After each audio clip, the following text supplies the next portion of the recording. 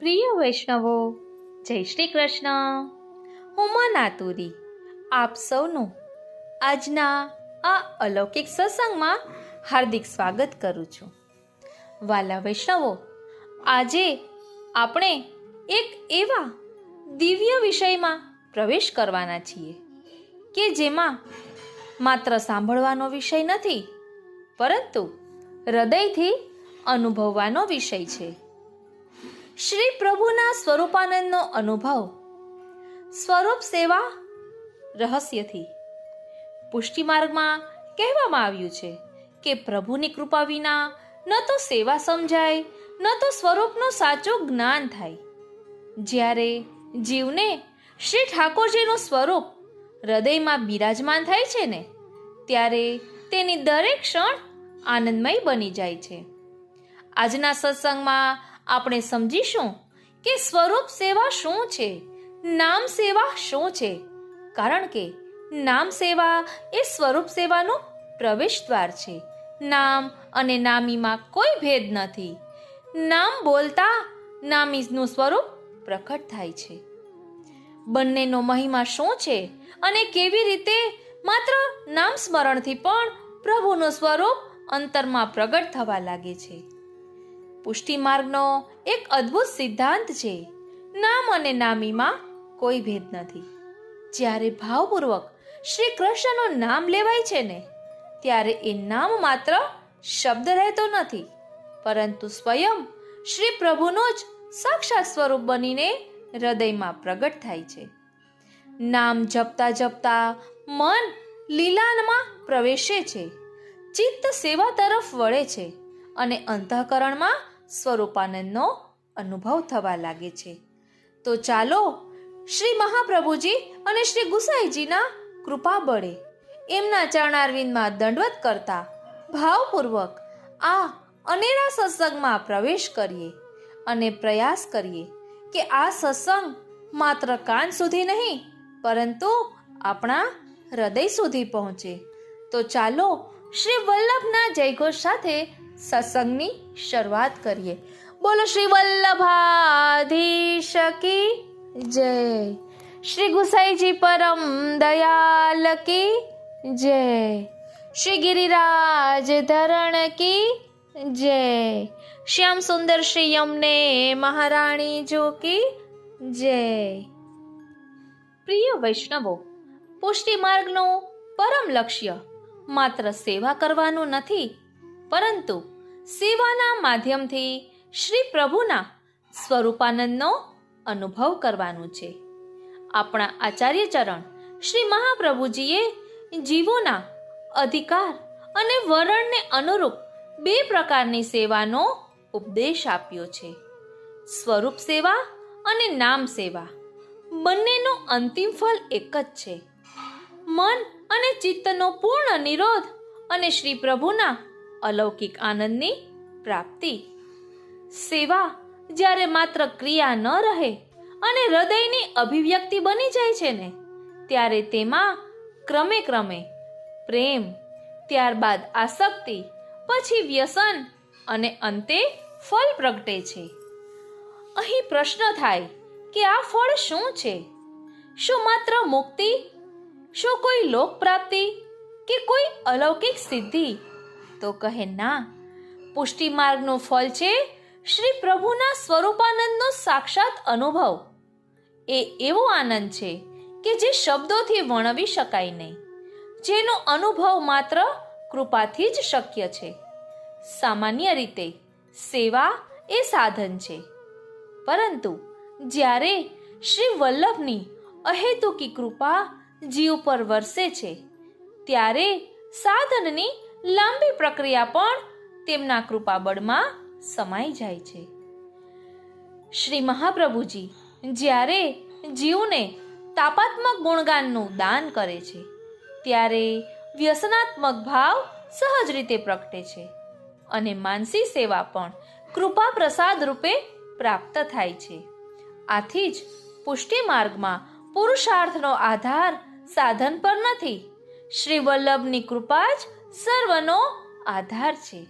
આપણે કહીએ છીએ ને, મેરો તો આધાર શ્રી વલ્લભ કે ચરણારવિંદ, સબનતે શ્રી વલ્લભ નામ ભલો, યાહી મેં ગોકુલ યાહી મેં વૃંદાવન, યાહી મેં વ્રજમંડલો, સબનતે શ્રી વલ્લભ નામ ભલો. આથી જ પુષ્ટિ માર્ગમાં પુરુષાર્થનો આધાર સાધન પર નથી, પણ શ્રી વલ્લભની કૃપા જ સર્વનો આધાર છે. આપણા આચાર્ય ચરણ નિરોધ લક્ષણ ગ્રંથમાં ગુણગાન અને સ્વરૂપ ધ્યાનની આજ્ઞા કરી છે.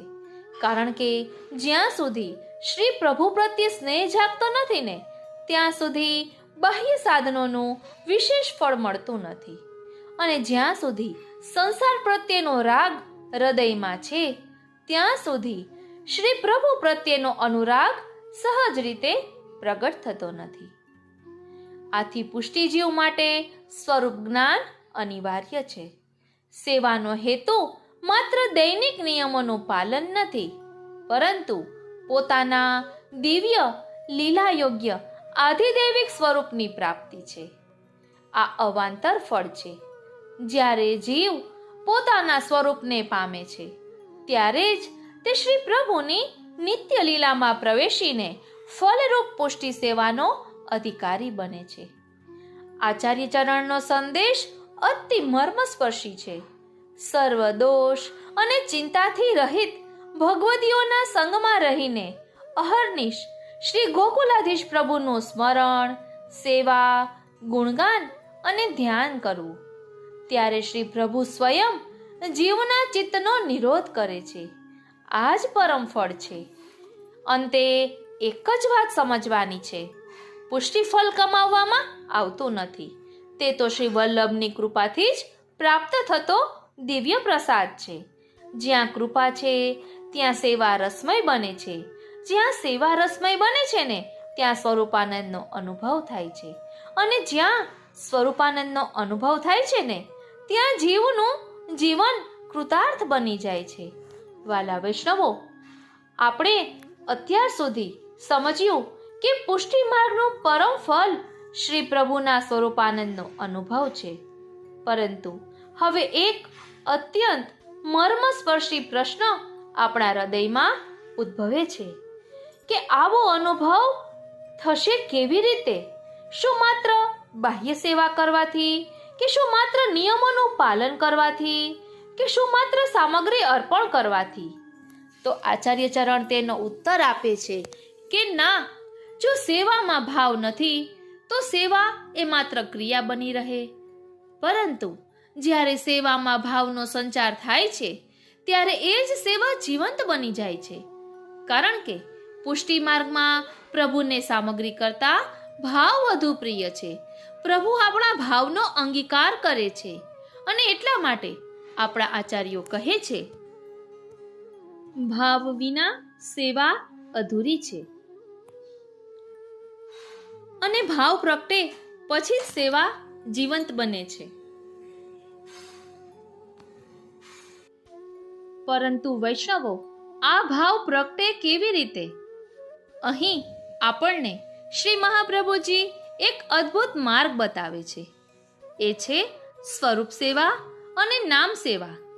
ઘણા વૈષ્ણવો સ્વરૂપ સેવાનું મહત્વ સમજે છે, પરંતુ નામ સેવાનું મહાત્મ્ય ક્યારેક એટલી ઊંડાઈથી વિચારતા નથી. પુષ્ટિ માર્ગનો સિદ્ધાંત કહે છે કે નામ અને નામી વચ્ચે જરાય ભેદ નથી. શ્રી કૃષ્ણનું નામ માત્ર ઉચ્ચારવાથી એ સ્વયં શ્રી કૃષ્ણનું જ રૂપ ધારણ કરી લે છે. જ્યારે હૃદયથી શ્રી કૃષ્ણ, શ્રીનાથજી, શ્રી ગોકુલનાથ પ્રભુ કે શ્રી વલ્લભ નામનું સ્મરણ થાય છે, ત્યારે એ માત્ર ધ્વનિ નથી થતો, હૃદયમાં સ્વરૂપનું પ્રાકટ્ય થવા લાગે છે.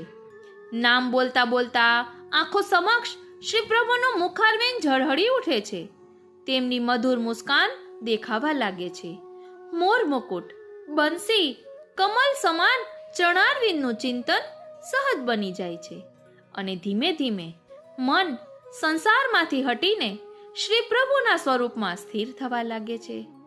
આજ તો નામ સેવાનો મહિમા છે.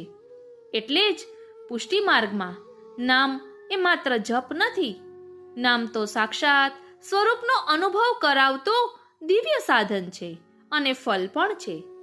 હવે આપણે સમજવાનો પ્રયત્ન કરીએ કે ભાવ કેવી રીતે પ્રગટે છે, સેવામાં ભાવનું સ્થાન શું છે અને અષ્ટયામ સેવાનો મહિમા શું છે. તો ચાલો હવે પુષ્ટિ માર્ગમાં ભાવનાનું રહસ્ય સમજીએ. બોલો શ્રી વલ્લભાધીશ કી જય. વાલા વૈષ્ણવો, જય શ્રી કૃષ્ણ.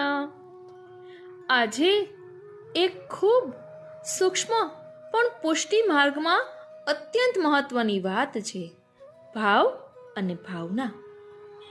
પુષ્ટિ માર્ગમાં સેવા, સ્મરણ, જપ, પાઠ બધું ભાવપૂર્ણ હોવું જોઈએ.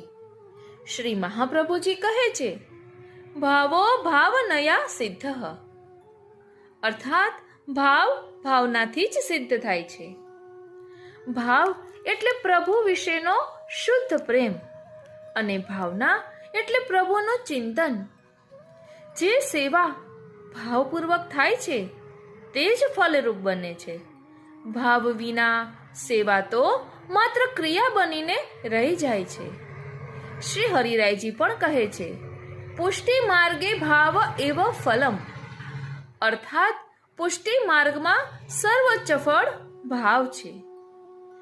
ગોકુલનાથજીનો ઉત્સવ આવી રહ્યો છે અને એ શુભ સમયમાં આપણે સૌ વિચારીએ કે મારી સેવા ક્રિયા છે કે ભાવથી ભરેલી છે. જ્યારે સેવા માત્ર નિયમ ના રહે, પરંતુ પ્રભુને પ્રસન્ન કરવાની અંતરથી નીકળેલી ઈચ્છા બને, ત્યારે એ સેવા જીવંત બને છે અને ત્યારે પ્રભુ સન્મુખ થવાય છે. તેથી આજે માત્ર એક યાદ, સેવા કરતા પહેલા મનમાં એક ક્ષણ રોકજો અને શાંતિથી કહેજો, હે પ્રભુ મારી સેવા. હે પ્રભુ, સેવા એ મારી નથી, ભાવથી આપની છે. પ્રિય વૈષ્ણવો, આપણા શ્રી ગોકુલનાથજીએ ભાવનાના ઘણા ગ્રંથો રચ્યા છે.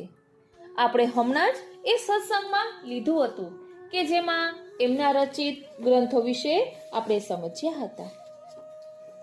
શ્રી ગોકુલનાથજી કહે છે કે પુષ્ટિ માર્ગમાં જે કંઈ પણ મુખ્ય છે ને તે ભાવ છે. પુષ્ટિ પ્રભુ પોતે જ ભાવાત્મા છે. પુષ્ટિ માર્ગ ભાવાત્મક માર્ગ છે. ગદ્ય મંત્ર ભાવાત્મક છે. પ્રભુનું સ્વરૂપ અને ભાવનું દાન પણ ભાવાત્મક જ છે. અર્થાત અહીં જે કંઈ પણ છે તે પૂર્ણપણે ભાવમય છે. એટલે જ કહેવાય છે, ભજ સખી ભાવ ભાવિક દેવ. અર્થાત પ્રભુનું સ્મરણ અને સેવા ત્યારે જ ફળ આપે છે જ્યારે તે ભાવપૂર્વક કરવામાં આવે. ભાવ વિના સેવા માત્ર ક્રિયા, નિયમ અને દૈનિક કાર્ય જેવી થઈ જાય છે. ભાવ જ સજીવ અને પ્રભુમય બનાવે છે. શ્રી મહાપ્રભુજી સંન્યાસ નિર્ણયમાં આજ્ઞા કરે છે, ભાવો ભાવનયા સિદ્ધ. અને શ્રી હરિરાયજી વાંગ મુક્તાવલીમાં પણ કહે છે, પુષ્ટિ માર્ગે ભાવ એવ ફલમ સર્વોત્કૃષ્ટમ મતમ. અનુગ્રહ માર્ગમાં ભાવને સર્વોચ્ચ ફળ માનવામાં આવે છે અને આ પુષ્ટિ ભાવનું દાન માત્ર કૃપા સાગર શ્રી વલ્લભ જ કરે છે. પુષ્ટિમાં ભાવના સાચા સ્વામી તો શ્રી ગોપીજનો છે. હવે પ્રશ્ન થાય કે ભાવ શું અને ભાવના શું? તો પ્રભુ વિશે રહેલો વિશુદ્ધ પ્રેમ એટલે ભાવ. ભાવ એટલે પ્રેમ અને સ્નેહ, અને ભાવના એટલે ભગવત ચિંતન, કીટ ભ્રમર ન્યાય પ્રમાણે. પુષ્ટિ માર્ગની સેવામાં સ્વરૂપ ભાવના, લીલા ભાવના અને ભાવ ભાવના ખૂબ જ જરૂરી છે. આ બધા વિના સેવા માત્ર ક્રિયારૂપ બને છે. પ્રિય વૈષ્ણવો, આ ભક્તિ માર્ગીય ભાવના એ માત્ર કોઈ કલ્પનાઓ નથી, વાસ્તવિકતાઓ બને છે. ભાવનાથી ભાવ સિદ્ધ થાય, ભાવ સ્થાયી બને ને તે રસ છે, અને રસ તો ભગવદ રૂપ છે. શ્રૃંગાર રસાત્મક પુષ્ટિ પ્રભુ તો ભક્તાભિલાષા ચરિતાનુસારી છે. એટલે ભક્તોની અભિલાષા અનુસાર ચરિત્ર કરનારા શ્રી ઠાકોરજી છે. સ્વરૂપ ભાવના એટલે માત્ર સાંભળેલા ન અનુભવેલા સ્વરૂપના સ્વાનુભવ માટે તાપ ક્લેશપૂર્વક ચિંતન, પ્રભુ પ્રાકટ્ય પૂર્વે શ્રુતિ રૂપા શ્રી ગોપીજનો વગેરે, જેમ કે શ્રી રૂકમિણીજીની જેમ. બીજું લીલા ભાવના, લીલા સહિત ભગવાનનો સાક્ષાત અનુભવ કે વેણુનાદ દ્વારા હૃદયમાં પ્રવેશ થયા પછી વિપ્રયોગમાં પૂર્વે અનુભવેલી લીલાઓની ભાવના. ભગવત સ્વરૂપ અને ભગવદ લીલા એકરૂપ છે, આનંદમય છે એવી ભાવના, તેવો અનુભવ ઝારના યારની જેમ. ત્રીજું છે ભાવ ભાવના. ભાવ એ ગૂઢ પ્રેમ છે, તે ચિત્તને રસ પરવશ કરે છે.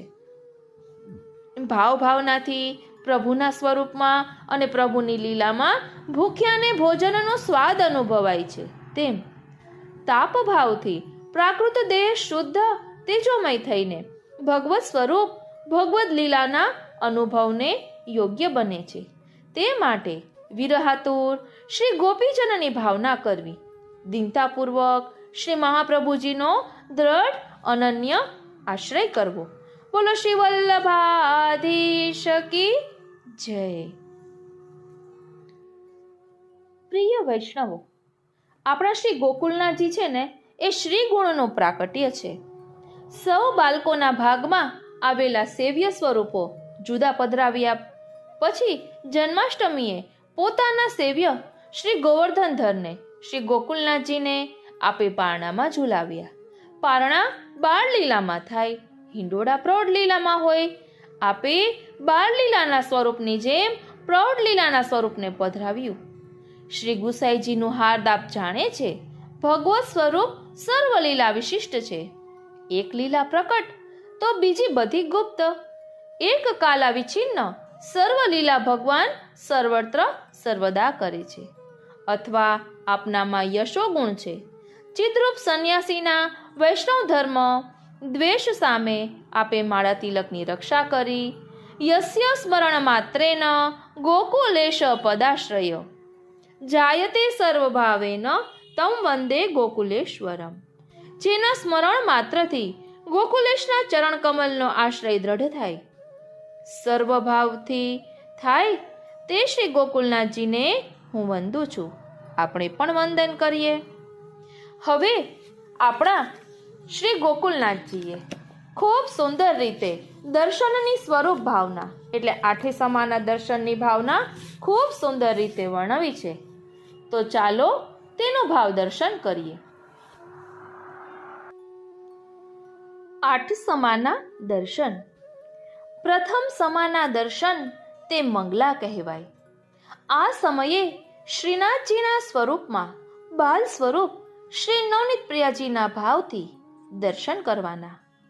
આ સમાના સ્વરૂપને મંગલ મૂર્ત કહેવાય છે. દ્વિતીય સમાના દર્શન તે શ્રૃંગાર. આ સમાના દર્શનમાં શ્રીજીના સ્વરૂપના શ્રી ગોકુલ ચંદ્રમાજીના ભાવથી દર્શન કરવાના. આ સમાના સ્વરૂપને આનંદ મૂર્ત કહેવાય છે. તૃતીય સમયના દર્શન એટલે ગ્વાલ કહેવાય છે. ગ્વાલના દર્શન હવેલીમાં થાય, કેમ કે શ્રી વલ્લભ કુળને તેનો અધિકાર છે. વૈષ્ણવોના ઘરના મંદિરમાં આ દર્શન કરાવાતા નથી. આ સમયે શ્રીજીના દર્શન શ્રી દ્વારકાધીશના ભાવથી કરવાના હોય છે. આ સમયનું સ્વરૂપ કલ્યાણ મૂર્ત કહેવાય છે. ચતુર્થ સમયના દર્શન એ રાજભોગ કહેવાય છે. આ સમયે શ્રીજીના દર્શન શ્રી નંદનંદન શ્રીનાથજી સ્વરૂપે થાય છે. આ સમાનું સ્વરૂપ સૌંદર્ય દર્શન શ્રી નંદનંદન શ્રીનાથજી સ્વરૂપે થાય છે. અને આ સમાનું સ્વરૂપ સૌંદર્ય મૂર્ત કહેવાય છે. ઉત્થાપનનો સમય એટલે પાંચમા સમાના દર્શન. આ સમાના સ્વરૂપને કાલ મૂર્ત અથવા તો કામ મૂર્ત કહેવાય છે. આ સમયના દર્શન શ્રી મથુરેશજીના ભાવથી થાય છે. આ છઠ્ઠા સમાના દર્શનને ભોગ આરતી કહેવાય છે. આ સમયના સ્વરૂપને રૂપ મૂર્ત કહેવાય છે. શ્રી ગોકુલનાથજીના ભાવથી દર્શન કરવાના હોય છે. સાતમા સમાના દર્શન તે સંધ્યા આરતી. આ સમયના પ્રભુજીને સૌંદર્ય મૂર્ત કહેવાય છે. શ્રી વિઠ્ઠલજીના ભાવથી દર્શન કરવાના હોય છે. આઠમા સમાના દર્શન શયન અથવા સેન કહેવાય છે. આ સમામાં પ્રભુના દર્શન શ્રી મદન મોહનજી શ્રી યુગલ સ્વરૂપે કરવાના હોય છે. આ સમાના સ્વરૂપને રસમૂર્ત કહેવાય છે. આ તો આપણે દર્શનના ભાવ સમજ્યા. હવે આઠે સમાનની ભાવના સમજવાનો રંચક પ્રયાસ કરીએ. બોલો શ્રી વલ્લભાધીશ કી જય. પ્રિય વૈષ્ણવો, આઠેય સમયના દર્શનનો ક્રમ નિશ્ચિત થયેલો છે. પ્રથમ મંગળા, દ્વિતીય શ્રૃંગાર, તૃતીય ગ્વાલ, ચતુર્થ રાજભોગ કહેવાય. રાજભોગ બાદ શ્રી ઠાકોરજી પોઢી જાય. શ્રી ઠાકોરજી પોઢી જાય તે સમયને અનુસર કહેવાય. કોઈ પણ દર્શનનો અવસર નહીં, તે અણઅવસર એટલે કે અનોસર. મધ્યાહન વિરામ પછી પાંચમા સમયના દર્શનને માટે શ્રી ઠાકોરજીને જગાડવામાં આવે. શ્રી ઠાકોરજી પોઢેલા હોય ત્યાંથી જાગે એટલે પંચમ દર્શન ઉત્થાપન કહેવાય. શ્રી ઠાકોરજી કુંજ સદનમાં વનમાં જાગે ત્યાર પછી વ્રજવાસીઓ શ્રી પુલિંદીજીઓ શ્રી ઠાકોરજીને ભોગ ધરાવે. આ છઠ્ઠો સમય. આ સમાને સંધ્યા ભોગ ઉત્થાપન ભોગ કહેવાય છે.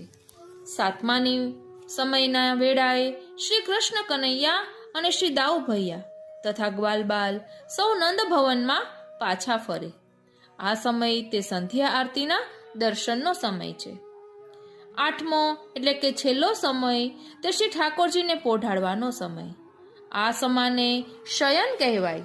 શયનના સમય પછી હવેલીના દ્વાર બીડાઈ જાય, દ્વાર મંગલ થઈ જાય. પ્રાતઃકાળ થાય એટલે વ્રજવનિતાઓ દહીં, દૂધ, માખણ ઇત્યાદિ લઈને નંદભવન તરફ પ્રયાણ કરે. નંદાલયના આંગણામાં બધી ગાયો ટોળે વળીને ઊભી હોય. આ ગાયોના ગળામાં ઘંટડીઓ ઝૂલતી હોય. બધી ગાયો નંદભવનના આંગણામાં આવીને પોતાની ડોક, માથું ધૂણાવીને ઝૂલતી ઘંટડીઓનો રણકાર કરે અને જાણે કે શ્રી કૃષ્ણને જગાડવાનો પ્રયત્ન કરે. યશોદા માતા પણ મંગલભોગ તૈયાર કરીને શ્રી લાલાને શ્રી કૃષ્ણને જગાડવાનો પ્રયત્ન કરે. શ્રી પ્રભુ પોઢેલા હોય. યશોદા માતા પ્રભુના કક્ષમાં પ્રવેશ કરે. તે સમયે બહાર ગાયોની ઘંટડીઓનો રણકાર તથા વ્રજવનિતાઓના ઝાંઝરનો ઝનકાર થતો હોય. આથી શ્રી કૃષ્ણ જાગે એટલે માતા યશોદા પોતાના લાલને આરોગાવે. ત્યારબાદ પ્રભુના દર્શન ખુલે. આમ મંગલા બાલ ભાવથી પૂર્ણ છે. આ સમયે કીર્તનના સ્વરો પ્રભુના આંગણામાં ગુંજતા હોય. આવી સમયે ભક્ત શિરોમણી શ્રી સુરદાસજીના ખંડિતાના પદોનો ગુંજારવ કેટલો આહલાદક લાગતો હશે. યશોદામાં લાલજીની આરતી ઉતારે. આ આરતીને મંગલા આરતી અથવા તો મંગલા કહેવાય. આ આરતી પછી ટેરો આવે. વ્રજનારીઓ ગોપિકાઓ જે ભાવનાથી શ્રી કૃષ્ણનું મુખ દર્શન કરવા જતી તે જ ભાવનાથી વૈષ્ણવો મંગળાના દર્શન કરવા કાજે હવેલીમાં જાય અને મંગલા આરતીના દર્શન કરીને પ્રસન્ન ચિત્ત થઈ જાય. દિવસનું મંગલાચરણ પ્રભુ દર્શનની શુભ ભાવનાથી મંગલમય બને. આ સમાના પ્રભુ મંગલ મૂર્ત કહેવાય. આ મંગળાની ભાવના થઈ. મંગલા આરતી પછી શ્રી ઠાકોરજી સ્નાન આદિ કરે, નવા વસ્ત્રો પરિધાન કરે, કેશ ગુંફન કરાવે, શ્રૃંગાર ધરે, ગુંજા માળા અને એક જ પુષ્પની માળા ધારણ કરે અને રત્ન જડિત મુરલી શ્રી હસ્તમાં ધારણ કરે. આમ શ્રી ઠાકોરજીના શ્રૃંગાર થાય. દર્પણ દેખાડે. શ્રૃંગાર દર્પણમાં જોઈ પ્રભુ પ્રસન્ન થાય. પછી શણગારના દર્શન થાય. દ્વિતીય સમાના દર્શન ખુલે. વ્રજવનિતાઓ પ્રભુની સન્મુખ દર્પણ ધરે એટલે યશોદાના લાલજી સ્વમુખ અને સ્વશ્રૃંગાર જોઈ હરખાય. પ્રભુના મુખ ઉપરની પ્રસન્નતા નિહાળીને વ્રજાંગનાઓ પણ આનંદ વિભોર બની જાય. હવેલીઓના શ્રૃંગારના દર્શન કરીને વૈષ્ણવો પણ વ્રજાંગનાઓની જેમ આનંદ સાગરમાં હિલોડા લે. આ દર્શનમાં પ્રભુ આનંદમૂર્ત કહેવાય છે. તૃતીય સમાના દર્શન ગ્વાલ કહેવાય છે. શ્રી કૃષ્ણ અને અન્ય ગોવાળ બાળ ગાયોને ચરાવવા લઈ જવા માટે તૈયાર થઈ ગયા છે. વ્રજની 4 ભૂમિમાં સાથે લઈ જવા માટે ગેડી દડો, લકુટી વગેરે બધું જ તૈયાર છે. આ સમયે શ્રી પ્રભુજી માટે એક ભોગ એટલે કે સામગ્રી તૈયાર કરવામાં આવે છે, જેને ગોપીવલ્લભ ભોગ કહેવાય છે.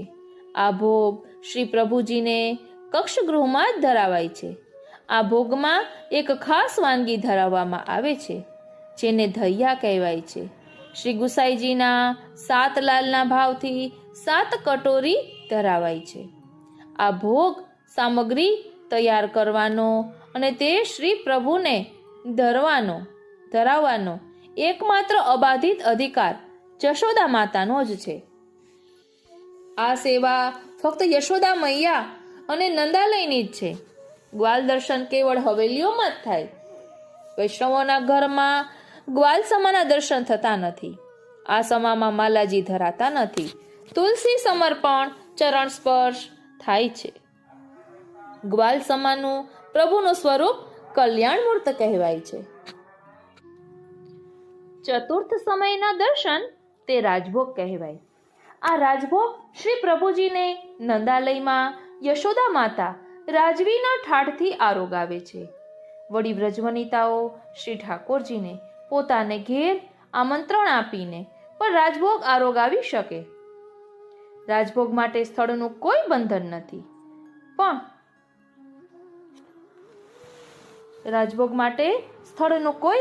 નથી, શ્રી પ્રભુજી વનમાં આરોગે અથવા શ્રી નિકુંજમાં પણ આરોગે.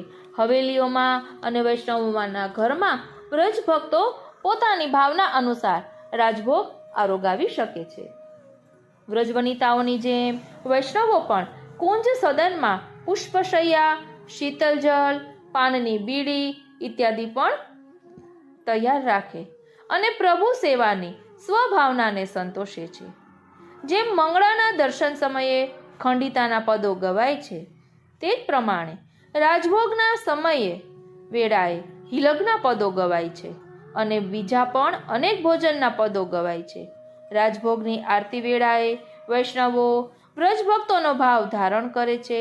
નિકુંજમાં વ્રજભક્તો શ્રી યુગલ સ્વરૂપની આરતી ઉતારે છે. આ સમયમાં સ્વરૂપ સૌંદર્ય અદ્ભુત દિશે છે, માટે સૌંદર્ય મૂર્ત કહેવાય છે. ત્યાર પછી શ્રી ઠાકોરજી પોઢી જાય છે. આ સમયે મધ્યાહન થયો હોય છે. મધ્યાહનના અનુસર પછી બપોરે 3 વાર શંખનાદ થાય છે. મધ્યાહનના અનુસર પછી બપોરે 3 વાર શંખનાદ થાય અને પ્રભુ જાગે તેને ઉત્થાપનનો સમય કહેવાય. આ 5મો સમો છે. શ્રી પ્રભુજી આ સમયે સામાન્યતઃ વનમાં પોઢતા હોય, કદાચ નંદભવનમાં પણ પોઢતા હશે. શ્રી પ્રભુ એક કાલ વિચ્છિન્ન છે, એટલે આ સમયના સ્વરૂપને કાલમૂર્ત કહેવાય છે. આ સમામાં વનમાં કુંજ સદનમાં પ્રભુજી જાગે એટલે માલાજી વગર દર્શન આપે. આ સમયે પ્રભુજીના દર્શન શ્રી મથુરાધીશજીના ભાવથી કરવાના હોય છે. છઠ્ઠા સમયના દર્શન તે ઉત્થાપન ભોગ અથવા ભોગ આરતીના દર્શન કહેવાય છે. વનમાં પુલિંદીજી શ્રીજીને કંદમૂળ, વનફળ, લીલો સૂકો મેવો, કાકડીના બીજ, સકરટેટીનો પનો વગેરે આરોગાવે છે અને નિરાંજન આરતી ઉતારાય છે, એટલે આ સમયને ભોગ આરતી કહેવાય છે. આ છઠ્ઠા સમાના સ્વરૂપને રૂપમૂર્ત કહેવામાં આવે છે. આ સમાના દર્શન શ્રી ગોકુલનાથજીના ભાવથી કરવાના હોય છે. આ સમામાં 2 માલાજી ધરાવાય છે. વેણુ અને વેત્રકટી પર ધરાવાય છે. ઝારીજી ફરીથી ધોઈને નવા ઝારીજી ધરાવાય છે. આરતીના પ્રકાશથી રૂપ ઝળહળી ઉઠે છે, એટલે રૂપમૂર્ત કહેવાય છે. સંધ્યા સમયે ગોપબાળો પોતાની ગાયોને ટેર કરીને પાછી બોલાવે છે. ગાયોના ધણ વચ્ચે નાચતા કૂદતા શ્રી કૃષ્ણ બલદેવ ઘર ભણી પ્રયાણ કરે. તે વેળાએ તેઓ શ્રી કૃષ્ણ મુરલી વગાડે અને ગોરી પૂર્વી રાગ છેડે. વ્રજકુમારિકાઓ પણ આ સમયે બારીઓ ઝરૂખાઓમાં આવીને શ્રી ગોપાલ કૃષ્ણની રાહ જુએ. શ્રી ગોપાલ કૃષ્ણનું વાકડિયા વાળવાળું ગોરજથી છવાઈ ગયેલું પરંતુ કામણગારું મુખકમલ નિરખીને વ્રજાંગનાઓ પ્રફુલ્લિત થઈ જાય. આનંદ કિલ્લોલ કરતા શ્રી ગોવિંદ નંદભવનના આંગણે પધારે ત્યારે શ્રી યશોદા માતા પોતાના બંને પુત્રની આરતી ઉતારે, ઓવારણા લે અને પોતાના પાલવથી જ શ્રી ગોપાલલાલનું ગોરજવાળું મુખ લૂછીને તેઓ શ્રીનું રૂપ નિહાળે. આ સાતમા સમા સંધ્યા આરતી સમયે શોભા નિધિ મધુર રસથી છલકાતા શ્રી ગોવિંદ ગોપાલ મધુર મૂર્ત કહેવાય છે. શ્રૃંગાર વડા કરી નિવારણ અર્થે ગયા આરોગાવાય છે. શ્રી મહાપ્રભુજીના સાત નિધિ સ્વરૂપોના નામથી સાત વાટકી આરોગાવાય છે. આ સમામાં 2 માલાજી અને વેણુ વેત્ર ધરાવાય છે. પછી શ્રી ઠાકોરજી નંદાલયમાં પ્રવેશે, સ્નાન આદિથી પરવારે એટલે વાળુનો સમય થાય. વાળું કર્યા બાદ શ્રી પ્રભુજી પાનની બીડી આરોગે અને એવા સમયે શ્રી ઠાકોરજીને નુપુરનો નાદ પણ સંભળાય. માતા યશોદાજી શ્રી લાલજીને નંદાલયમાં પોઢાડે. એ જ સમયે શ્રી ગોપીજન વલ્લભ શ્રી ઠાકોરજી વ્રજાંગનાઓને વિવિધ રસનું દાન પાન કરાવવા માટે આખાય વ્રજમાં ઘૂમે. સકળ વ્રજમાં પોઢિયા વાલો, કેમ કે શ્રી ઠાકોરજી એક કાલ વિછિન્ન છે. કાલ એટલે કે સમય એક જ, પણ શ્રી કૃષ્ણ સ્વરૂપો ઈચ્છા મુજબ વિવિધ ભાવથી બીજે અન્ય સ્થળે નટનાગર શ્રી કૃષ્ણ મનોવાંછિત પ્રેમ કેલી કરાવવા પણ નિસર્યા હોય. વ્રજ ભક્તો યુગલ સ્વરૂપને આરતી ઉતારે, જેને શયન અથવા તો સેન આરતી કહેવાય. આ સમાની 8મા સમાની વેળાએ શ્રી ઠાકોરજીને પોઢાડવાના કીર્તનો હવેલીઓમાં ગવાય છે. ત્યારબાદ ટેરો આવે અને આશ્રયના પદો ગવાય. એ વેળાએ દ્વાર મંગલ થઈ જાય. આ સમામાં શ્રૃંગારનું વિસર્જન છે, માટે નિરાવરણ પ્રભુના દર્શન થાય. રસનું દાન કરવા નિસરે એટલે આ સ્વરૂપને રસમૂર્ત કહેવાય છે. આ રીતે હવેલીઓમાં વિવિધ ભાવથી 8 સમાની સેવા થાય, દર્શન થાય. જો કે વૈષ્ણવોના ઘરોમાં ઘણું ખરું 3 સમાની સેવા કરવામાં આવે છે. ધ્યાન આપજો, વૈષ્ણવોના ઘરોમાં ઘણું ખરું 3 સમાની સેવા કરવામાં આવે: મંગળા, શ્રૃંગાર અને રાજભોગ. કેટલાક વૈષ્ણવોને ઘેર યથાશક્તિ યથાભક્તિ 6 સમાની સેવા પણ થાય છે. આ ઉપરાંત એટલે કે નિત્ય સેવા ઉપરાંત વૈષ્ણવો મનોરથો ઉત્સવોની સેવાનું આયોજન પણ કરે છે. મનોરથોની સેવાની વેળાએ વૈષ્ણવો એકબીજાને ઘેર સહકારથી હળી મળીને આનંદથી ઉજવણી સેવા કરે છે. પોતાના ઘરોમાં વૈષ્ણવો પોતાની આવડત અને હૈયાસૂઝ અનુસાર કીર્તન, ભજન, રંગોળી, પુષ્પમાળા, સામગ્રી, હિંડોળા, પલના આદિની સજાવટ કરે છે અને લલિત કલાઓનો વિનિયોગ શ્રી ઠાકોરજીને કરાવે છે. આમ ગૃહસ્થી જીવન જીવતા જીવતા પણ વૈષ્ણવો પોતાની વૃત્તિઓને લૌકિકથી અલૌકિક તરફ, ભોગથી ભક્તિ તરફ વાળવાના પ્રયત્નો કરે. પ્રભુ સેવા દ્વારા વૈષ્ણવો પોતાના તન, મન, ધન, બુદ્ધિ અને આત્માને પુષ્ટ કરે છે. આમાં કોઈક વિરલ વૈષ્ણવ પ્રભુની પુષ્ટિ એટલે કે અનુગ્રહ પામીને પ્રભુમય બની જાય છે. હવેલીઓમાં થતા દર્શન કરવા માટે વૈષ્ણવો ગોપી ભાવ ધારણ કરે છે. જ્યારે વૈષ્ણવો જે સેવા કરે તે દાસ્ય ભાવથી કરે છે. સાચો ભાવ એ જ વધુ મહત્વ ધરાવે છે, કેમ કે જે કોઈ પણ સાચા ભાવથી પ્રભુ દર્શન અને પ્રભુ સેવા કરે છે તેના દર્શન અને સેવા શ્રી ઠાકોરજી અવશ્ય અંગીકાર કરે છે. પ્રેમ, શ્રદ્ધા અને ભક્તિથી થયેલી પ્રભુ સેવા પ્રભુ શા માટે ન સ્વીકારે? કડવું મોઢું કરીને પીધેલી દવા પણ શરીરને સવળી અસર કરીને કરી શકતી હોય તો પ્રેમ, શ્રદ્ધા અને ભક્તિયુક્ત સેવા શ્રી ઠાકોરજી અવશ્ય અંગીકાર કરે ને કરે જ. બોલો શ્રી વલ્લભાધીશ કી જય.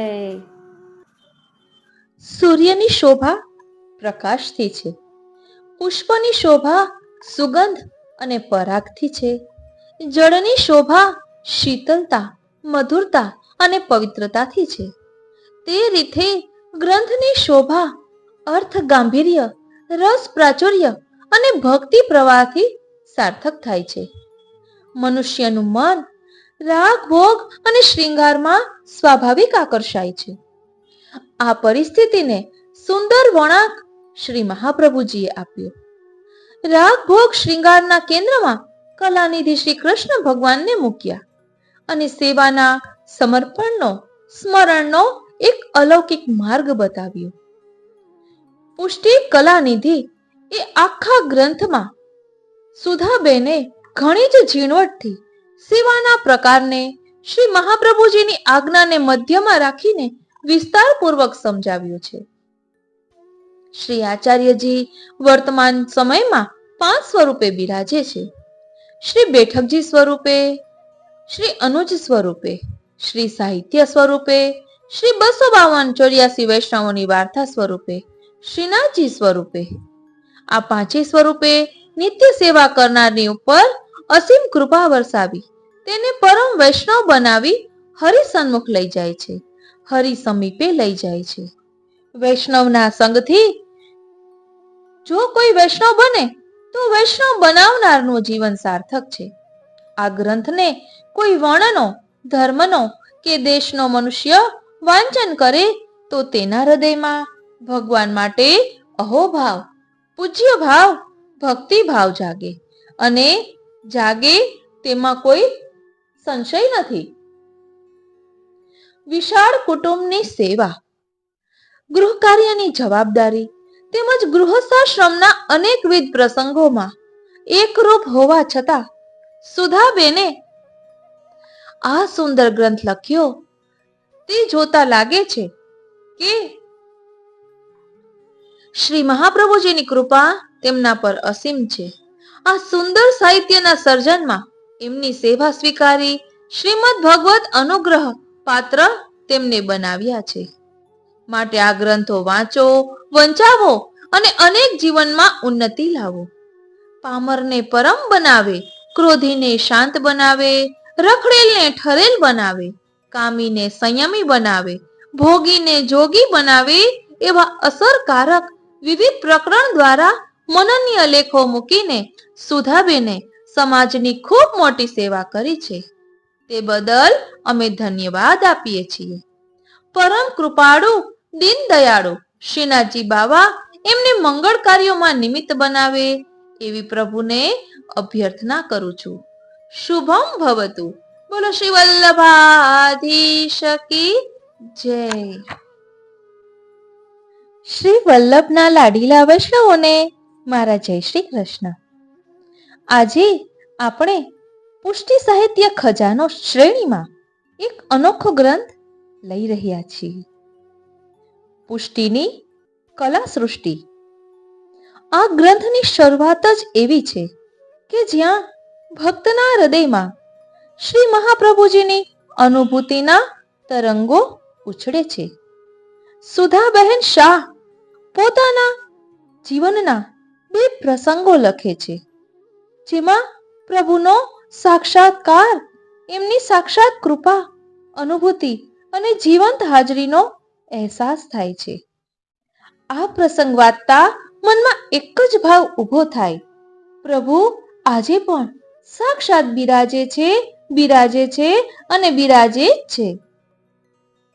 આ અનુભૂતિ પછી જે ગ્રંથનું વિવેચન શરૂ થાય છે તેમાં શ્રી મહાપ્રભુજી, શ્રી ગુસાઈજી, આઠે સમાના દર્શન, સેવા ભાવના, મંદિરની ભાવના, ટેરાની ભાવના, તોરણની ભાવના એવો પુષ્ટિમાર્ગીય ભાવનાનો પ્રકાર, તેની જીવંત રજૂઆત અહીં કરેલી છે. એટલે આજે આપણે સૌ સાથે મળીને આ પુષ્ટિ કલા સૃષ્ટિમાં પ્રગટ થયેલી કૃપાનો અનુભવ કરીએ. ઈસવીસન 1932ની સાલ હતી. ત્યારે અમે ગુજરાતમાં આવેલા રાજપીપળા સ્ટેટમાં રહેતા હતા. એટલે સુધાબેન શાહ આ બધું લખી રહ્યા છે. ત્યારે મારી ઉંમર 8 વર્ષ પૂરા થઈને 9મું વર્ષ ચાલતું હતું. મહિનાઓ સુધી મારી આંખો આવેલી રહે. દેશી અને વિલાયતી ના અનેક ઉપચારો કર્યા, પણ આંખનો ભારે હઠીલો રોગ જરા પણ મચક ન આપે, જરા પણ સુધારો કે રાહત ન થાય. આંખો તો લાલ લાલ ઘૂમ અને ચીપડા જ ભરેલી રહે. દર્દનો તો કોઈ પાર નહીં. એક દિવસ અમારે ત્યાં સત્યનારાયણની પૂજા હતી. મને યાદ નથી કે શનિવાર હતો કે રવિવાર.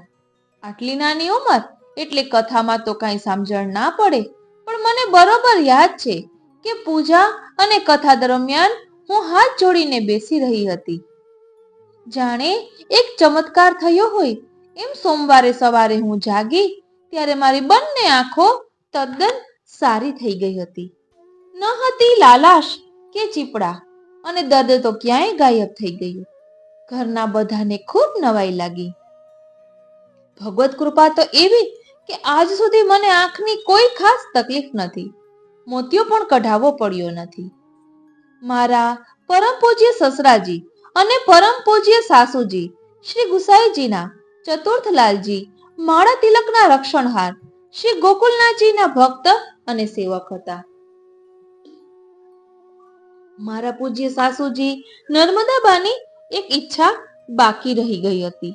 તે માટે એમણે મારા પૂજ્ય માસીજીને એટલે લલી માસીને કહી રાખ્યું હતું કે મારી એક ઈચ્છા બાકી રહી ગઈ છે કે શ્રી ગોકુલમાં જઈને શ્રી ગોકુલનાથજીની બેઠકે ધોતી ઉપરણા ધરવાની.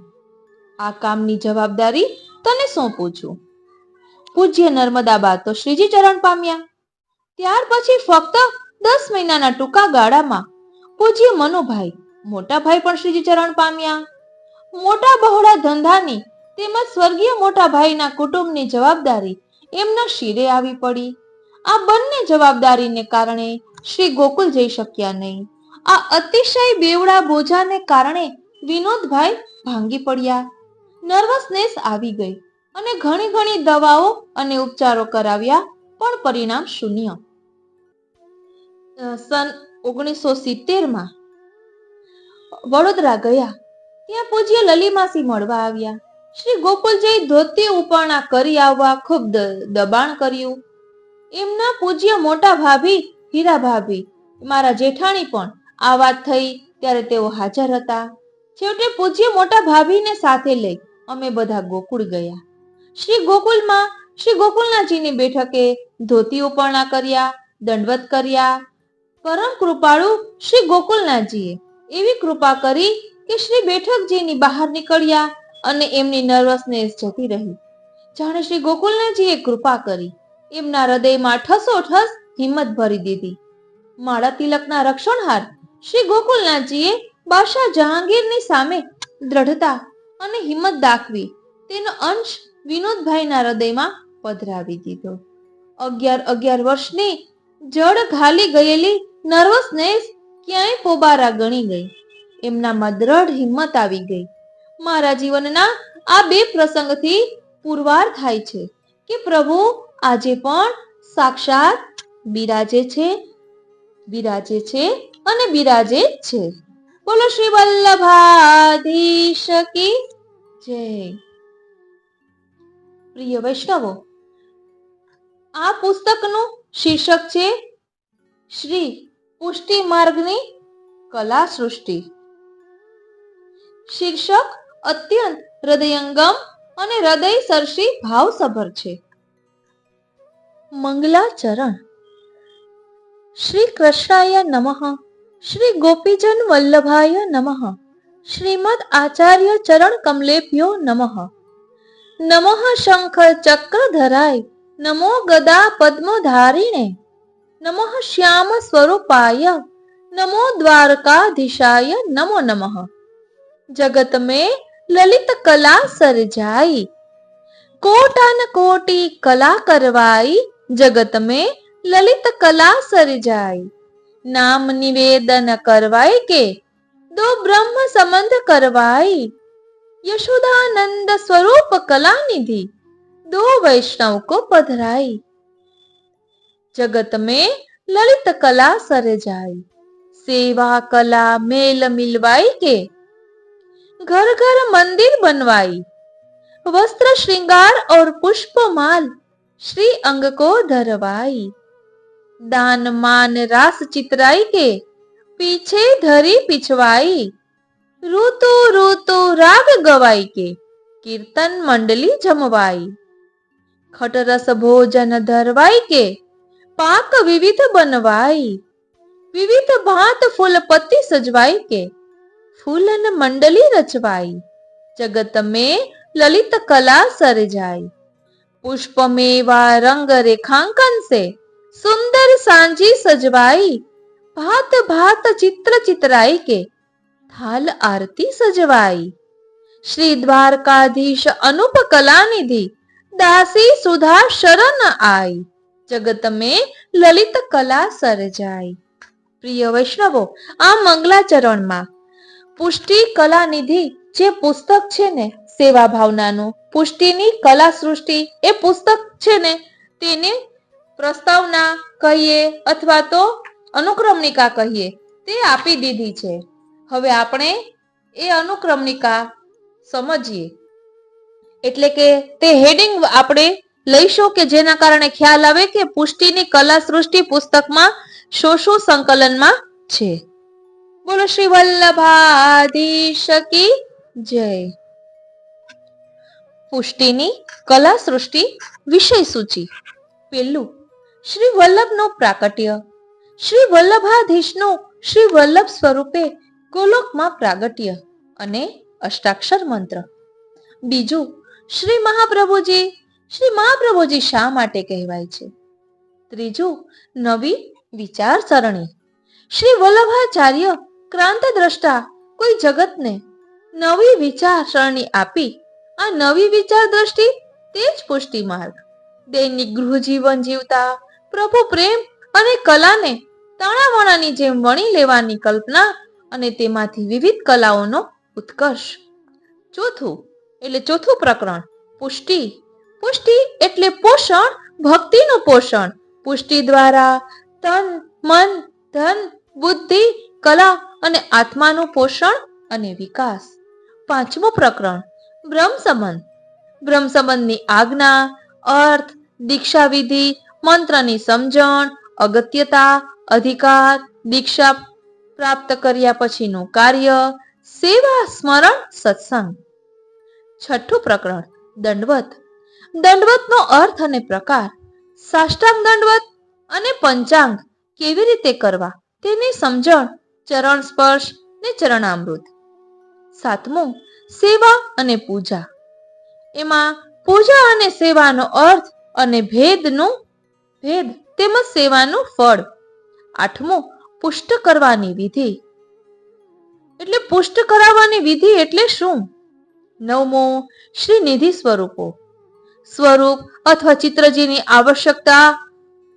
સ્વરૂપ કોને કહેવાય, શ્રી નિધિ સ્વરૂપ કોને કહેવાય તેની સમજણ, શ્રીનાથજી અને 7 નિધિ સ્વરૂપો.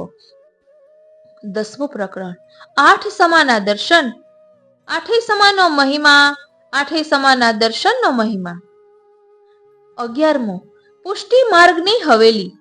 હવેલીનો અર્થ રચના, દ્વાર, ચોક, ખંડો, જગમોહન, નિજ મંદિર, શયા મંદિર, ઘર મંદિરના કલા કૌશલ્યનું દર્શન. 12મું પ્રકરણ ટેરો. ઘંટાનાદ, શંખનાદ, નાદ કરવાની ભાવના, રચનાનું કલા દર્શન. 13મું સિંહાસન અને તેની સજાવટ. પડઘા, સિંહાસન, ગાદી, તકિયા, મહોરો, મુખવસ્ત્ર ભાવના, ખંડપાટ, ગેંદ, ચોગાન, દર્પણ, પીકદાની, ખીલોના, શતરંજ, ચોપાટ વગેરે. પડઘા એટલે ટીપ હોય જેવું સાધન ઉપયોગ. 14મું ઝારી અને બંટો. ઝારી જલપાત્ર, બંટો એટલે મિશ્રીની ડાબલી અગત્યતા, આદેશ, પાનનો બંટો. 15મું પ્રકરણ આરતી. આરતીનો અર્થ, ભાવના, નિત્યની 4 આરતી, ઉત્સવ, આરતીના થાળ, આરતી અને સંગીત, ધૂપ દીપ. 16મું પ્રકરણ વસ્ત્રકલા. આકાર, ઋતુ, રંગ, વૈવિધ્ય, શ્રી યમુનાજીની વેશભૂષા, લાલનના વસ્ત્ર. 17મું પ્રકરણ શ્રૃંગાર. અલંકારોનું વૈવિધ્ય, ગુંજામાળા. 18મું પ્રકરણ ઉત્સવો. ઉત્સવનું સહેતુક આયોજન કલા સર્જનનું ક્ષેત્ર. મનોરથ, સેવામાં સામૂહિક સહકાર, સામાજિક અને આર્થિક સમાનતા, 12 માસના ઉત્સવોનું વર્ણન, મહત્વ. 19મું પુષ્પકલા. નાના પ્રકારની પુષ્પમાળા, રૂપ, રંગ, સુગંધ, આકાર, ઋતુ અનુસાર વિનિયોગ. ફૂલના શ્રૃંગાર. ફૂલમંડળી, પુષ્પવિતાન, પલના, હિંડોળા, છડી, ગેંદ, તોરણ, પુષ્પરંગોળી આ બધાની ભાવના. નિકુંજ. નિકુંજનું ભૂતલ પર આગમન. દ્વાદશ નિકુંજ યાદી, એમની વિશેષતા. દ્વાદશ નિકુંજનો મનોરથ. દામોદર દાસે કરેલા નિકુંજ દર્શનનું વર્ણન. 20મું પ્રકરણ સંગીત કલા. મહત્તા, હવેલી સંગીત, કીર્તન, પદ, ધોળનો તફાવત, અષ્ટછાપ તથા અન્ય કવિ ભક્તોનો ટૂંકો પરિચય. કીર્તનકારોએ વિનિયોગ કરેલા રાગ, તાલ, સ્વર અને વાજિંત્રોની યાદી. પદ રચનાઓમાં નાનાવિધ લીલાઓનું વર્ણન. 21મું પ્રકરણ ચિત્રકલા. આધ્યાત્મિક ભૂમિકા પ્રાપ્ત કરવામાં ચિત્રકલાનું યોગદાન. કેટલાક મૌલિક ચિત્રોનું સ્પષ્ટીકરણ, સમજણ. ચિત્ર શૈલી, ભીત ચિત્રો, લઘુચિત્રો, રાગમાલાના ચિત્રો, ચિત્રપોથી, રંગોળી, સાંજીની કલા, આરતીના થાળ આ બધાની સમજણ. 22મું પ્રકરણ પીછવાઈ. પીછવાઈનો અર્થ અને પ્રકાર. 23મું પ્રકરણ સામગ્રી કલા. વાનગીઓનું વર્ગીકરણ. નિત્યની 8 સમાની વાનગી, ઋતુ અને આયુર્વેદ અનુસાર વાનગી, અન્નકૂટ, 56 ભોગ, કુનવાડો અને છાક સામગ્રીમાં તુલસીનું સ્થાન. 24મું પ્રકરણ ફળ એટલે ફળને સિદ્ધ કરવાની, સમારવાની અને સજાવવાની કલા. 25મું પ્રકરણ તોરણ. 26મું પ્રકરણ ઘટા. 27મું પ્રકરણ ધાતુશિલ્પ, કાષ્ઠશિલ્પ, અત્તર. ધાતુશિલ્પમાં અલંકાર 2 પ્રકાર, પાત્રો, પ્રતિમાઓ, દીપિકા, રાચરચીલું. કાષ્ઠશિલ્પ નાના સોગટા, દ્વાર, ઝરૂખા, જાળી, સ્થાપત્ય. અત્તર વિલાસમાંથી વિકાસ, ઋતુઓ સાથે અત્તરનું અનુસંધાન. 28મું પ્રકરણ ગદ્ય અને પદ્ય, ષોડશ ગ્રંથ અને અન્ય ગ્રંથો. 29મું પ્રકરણ આશ્રયનું પદ. આ પુસ્તક પુષ્ટિની કલા સૃષ્ટિમાં રજૂ કરાયેલા શ્રી નિધિ સ્વરૂપો તથા શ્રી મહાપ્રભુજી ઇત્યાદિ સ્વરૂપોના 11 ચિત્રો 133 વર્ષ જૂના પુસ્તકમાંથી મેળવેલા છે.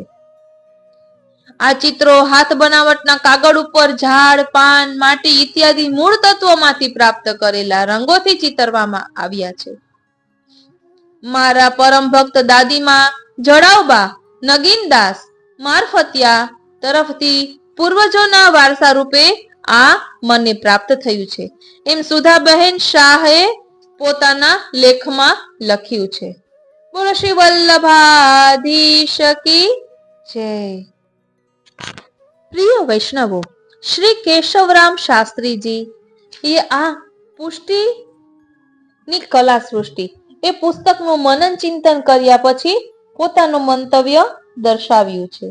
તેમાં આપ કહે છે કે પરમ ભક્ત બહેન શ્રીમતી સુધાબહેન શાહ તરફથી રજૂ થતો 29 પ્રકરણોમાં વિભક્ત થતો ગ્રંથ પુષ્ટિની કલા સૃષ્ટિ અત્યાર સુધીમાં પ્રસિદ્ધ થયેલા આવા ગ્રંથોમાં એના વિષયોની વિવિધતાને કારણે જુદી જ ભાત પાડનારો છે. તત્વજ્ઞાન વિષયને બાદ કરતા ભાવાત્મક દ્રષ્ટિએ ઇતિહાસને પણ થોડો જાળવી લઈ પુષ્ટિ માર્ગની પ્રક્રિયાને સરળ ભાષામાં રજૂ કરનારો આ ગ્રંથ પુષ્ટિ માર્ગનું રહસ્ય સમજવામાં ઉપકારક બની રહેશે એવો મને વિશ્વાસ છે. પ્રકરણવાર આ વિષય અહીં અતિ સંક્ષેપમાં લખવું નો મેં પ્રયાસ કર્યો છે. એટલે 29 પ્રકરણના સાર રૂપે જે લખ્યું છે તેનું આપણે ભાવદર્શન કરીએ. પ્રકરણ 1 અને 2 શ્રી મહાપ્રભુજી અને શ્રી ગુસાઈજી વિશે સંપ્રદાયમાં ભાવાત્મક માન્યતા કયા પ્રકારની છે તે બતાવનારા છે. પ્રકરણ 3 શ્રી મહાપ્રભુજીએ પુષ્ટિ માર્ગનો આવિષ્કાર કરી જે અભિનવ સરણી સ્થાપી છે. દૈનિક જીવન જીવતા જીવતા પ્રભુ પ્રેમ અને કલાના તાણાવાણાને પરસ્પર કેવી રીતે સંપ્રદાયમાં વણી લેવાયા છે એ આ નવી સરણી છે, જેનો અંશ માત્ર અન્ય વૈષ્ણવ સંપ્રદાયોમાં જોવા મળતો નથી. બહેનશ્રીએ કરેલું પૃથક્કરણ ખૂબ જ મહત્વનું છે. વિવિધ કલાઓ જે મેં 5 સકાર કહ્યા છે તે આ પ્રકરણમાં સુચારુ રૂપે સમજાવવામાં આવ્યા છે. પ્રકરણ 4 પુષ્ટિ તત્વની વિશિષ્ટતા બતાવી આપે છે, જ્યારે પ્રકરણ 5 પુષ્ટિ માર્ગની બીજી મહત્વની દીક્ષા બ્રહ્મ સંબંધ બતાવતા ગદ્ય મંત્રનો શબ્દાર્થ આપી સમર્પણની પ્રક્રિયાને વિશદતાથી સ્પષ્ટ કરવામાં આવી છે. પુષ્ટિ માર્ગમાં દૈવી જીવને પ્રવેશવાનો રાજમાર્ગ આમ સ્પષ્ટ કરવામાં આવ્યો છે. પ્રકરણ 6 દંડોત પ્રણામ બતાવતા અષ્ટાંગ અને ઓછા જાણીતા પંચાંગ પ્રણામની પ્રક્રિયા રહસ્ય સાથે રજૂ કરી આપી છે. આ જાતની સમજૂતી પ્રથમવાર જ સ્પષ્ટ કરવામાં આવી છે, જે ધ્યાન ખેંચનારી છે. પ્રકરણ 7 એ રીતે મહત્વ ધરાવે છે કે તેમાં સેવા અને પૂજાનો ભેદ બતાવવામાં આવે છે. મર્યાદા માર્ગમાં વૈદિક પ્રકારની ષોડશોપચાર મૂલક અર્ચના છે, જ્યારે પુષ્ટિ માર્ગમાં પ્રભુના બાલ ભાવને કેન્દ્રમાં રાખી દિવસ રાતના 24 કલાકમાં ઘરમાં કયા પ્રકારે લાલન પાલન થાય છે એનું સ્વરૂપ રજૂ કરવામાં આવે છે. એ દ્રષ્ટિએ જ મંગલા, શ્રૃંગાર, ગ્વાલ, રાજભોગ, મધ્યાહન પછી ઉત્થાપન, ભોગ, સંધ્યા આરતી અને શયન 8 સમયની એવી સ્થાપિત થઈ છે ની સેવા સ્થાપિત થઈ છે. આમાં પહેલી 2 સેવા ઘરમાં થાય છે, પછીની 4 સેવા પ્રભુ ગોપ બાળકો સાથે વનમાં ગાયો ચરાવવા જાય છે ત્યાંના વિહારાદિના ભાવની છે. 7મી સેવામાં પ્રભુ વનમાંથી પાછા પધારે છે ત્યારનો ખ્યાલ આપે છે, જે વાસ્તવિક રીતે ઘરના આંગણાનો ભાવ આપે છે. 8મો તો શયનના આરતીની લીલાની સમજણ આપે છે. પ્રકરણ 8 હવે ઘર સેવા અને મંદિર સેવામાં પ્રભુને પધરાવવા માટે વૈદિક પ્રકારનું કોઈ વિધિ નથી. અહીંથી પોતાના ગુરુદેવની પાસે જઈને યા તો પોતાને ત્યાં પધરાવીને પ્રભુની ગુરુદેવ સેવા કરવા હસ્તસ્પર્શ દ્વારા આજ્ઞા આપે એ પ્રક્રિયા સ્પષ્ટ કરે છે. જ્યાં સુધી ગુરુદેવે પ્રભુને પુષ્ટ ન કર્યા હોય ત્યાં સુધી પ્રભુની સેવા એ સેવા બનતી નથી. વૈષ્ણવોને માટે આ પ્રક્રિયા અનિવાર્ય છે. પ્રકરણ 9 દર્શાવે છે કે સંપ્રદાયમાં નિધિ સ્વરૂપો અને પુષ્ટ સ્વરૂપોમાં 2 પ્રકાર છે. શ્રી મહાપ્રભુજીએ અને શ્રી ગુસાઈજીએ પોતે જેમની સેવા જાતે કરી છે તે બધા નિધિ સ્વરૂપો છે. સંભવ છે કે આવા નિધિ સ્વરૂપો ક્રમાંક સેવકોને માથે પણ પધરાવ્યા હોય. બાકી ગુરુદેવ સેવકને ઘેર જઈ પુષ્ટ કરે યા સેવક ગુરુદેવને ત્યાં જઈ સ્વરૂપને પુષ્ટ કરાવે. આ પુષ્ટ સ્વરૂપો છે જે સમુચિત છે. પ્રકરણ 10 મંગલાથી શયન સુધી 8 દર્શનોની સમજણ આપી છે. આમાં એક વાત સમજવા જેવી છે કે ગોસ્વામી બાળકોમાં જેઓ ગાદીધર છે તે મુખ્ય નાથ દ્વારામાં શ્રીનાથજી અને શ્રી નવનીત પ્રિયાજી અને 7 ગાદી ઉપરની પ્રધાન ગાદી કોટામાં શ્રી બડે મથુરેશજી ની પેલી ગાદી, નાથદ્વારામાં શ્રી વિઠ્ઠલનાથજીની બીજી ગાદી, કાંકરોલીમાં શ્રી દ્વારકાધીશજીની ત્રીજી ગાદી, ગોકુલમાં શ્રી ગોકુલનાથજી એ ચોથી ગાદી, કામવનમાં શ્રી ગોકુલચંદ્રમાજી એ 5મી ગાદી, સુરતમાં શ્રી બાલકૃષ્ણલાલજી એ 6ઠી ગાદી, અને છેલ્લી કામવનમાં શ્રી મદન મોહનજી એ 7મી ગાદી. આ ગાદીઓના મંદિરોમાં હવેલીઓમાં 8 સમાના દર્શન કરવામાં આવે છે. વડોદરામાં શ્રી કલ્યાણરાયજી પણ. ગાદી સિવાયના મંદિરોમાં શ્રી ગોસ્વામી બાળકોને માથે શ્રી ઠાકોરજી બિરાજતા હોય કે વૈષ્ણવોના મંદિર હોય ત્યાં સામાન્ય રીતે ગ્વાલ અને સંધ્યા આરતી નથી થતા. ઘર સેવામાં તો મોટે ભાગે એક જ સમય હોય છે. સખડી ભોગ ધરાતો હોય કે ના ધરાતો હોય, આ વસ્તુ અત્રે સમજવા પૂરતી જણાવી છે. પ્રકરણ 11મું. હવેલીનું સ્થાપત્ય, એનું રેખાંકન, આની ઝીણવટથી સમજૂતી આપી છે. તો પ્રકરણ 12 થી 17માં સેવા પદ્ધતિના અને સેવાના ઉપકરણોનો ખ્યાલ આપે છે. 18મું પ્રકરણ નિત્યની સેવાથી વિભિન્ન ઉત્સવોના દિવસ આવે ત્યારે વિશેષ શું કરવાનું હોય છે એનો ખ્યાલ આપે છે. પ્રકરણ 19મું મંદિરોમાં, હવેલીઓમાં પુષ્પોની કેવી રીતે અનેક પ્રકારની શ્રીના ઉપયોગ તથા શોભામાં કરવાના ઉપયોગની પ્રક્રિયા છે તેનો ઝીણવટથી ખ્યાલ આપે છે. 20મા પ્રકરણમાં નિકુંજના ભાવ વિશે ધ્યાન ખેંચે છે. આમાં શ્રી દામોદરદાસજીએ કરેલા નિકુંજ દર્શનનું વર્ણન નોંધપાત્ર છે.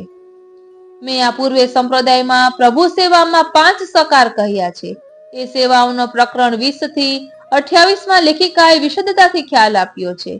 આમાં સંગીત કલા વિશે ખ્યાલ આપતા હવેલી સંગીત શું છે અને વિશેષ સ્પષ્ટતા કરતા અષ્ટછાપના કવિઓ અને અન્ય ભક્ત કવિઓએ તથા શ્રી ગુસાઈજી, શ્રી હરિરાયજી,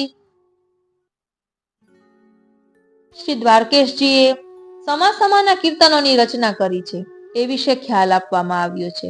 અહીં ધ્યાન દોરું છું કે એના પારિભાષિક અર્થમાં સંગીત આપણે ત્યાં નથી. નૃતમ વાદ્ય ચ ગીતમ ચ ત્રયમ સંગીતમ ઉચ્યતે. એટલે નૃત્ય આપણે ત્યાં ગીત ગાન એ 3 સાથે હોય છે, એ સંગીત છે. આપણે ત્યાં નૃત નથી, વાદ્ય અને ગાન છે. એટલે આપણું હવેલી ગાન છે, હવેલી સંગીત નહીં. સાંપ્રદાયિક પદો એ ભજન નથી જેમાં સકામ ભાવે માગવાનું હોય છે. જ્યારે કીર્તનનો તો ભગવાનની અનેકવિધ લીલાઓના કાવ્ય ગુણો છે. ધ્યાન આપજો. અહીં કહે છે કે અનેકવિધ લીલાઓના કાવ્ય ગુણો, કાવ્ય રસો, કાર્ય તત્વથી ભરેલા નિરૂપણો છે, શાબ્દિક ચિત્રણો છે. આવી મૂડી માત્ર પુષ્ટિ માર્ગના જ પદ સાહિત્યમાં છે. આ ગાનારા પણ કીર્તનકારો, કીર્તનિયા કહેવાય છે, ભજનિકો નહીં. વાજિંત્રોની યાદી લેખિકાઓ એવો આપી આ પ્રકરણ પૂર્ણ કર્યું છે. 21મા પ્રકરણમાં ચિત્રકલા અને એના આધ્યાત્મિક ભૂમિકાથી શરૂ કરીને નિરૂપવામાં આવી છે. જેમાં ભીંત ચિત્રો, લઘુ ચિત્રો, રાગમાલાના ચિત્રો, ચિત્રપોથીઓ, રંગોળીઓ, સાંજીની કલા, આરતીના થાળની કલા આપી પીછવાઈના વિષયમાં તો 22મું આખું પ્રકરણ રોક્યું છે. એના વિવિધ પ્રકારો છે. 23મું પ્રકરણ સામગ્રી વિશે છે.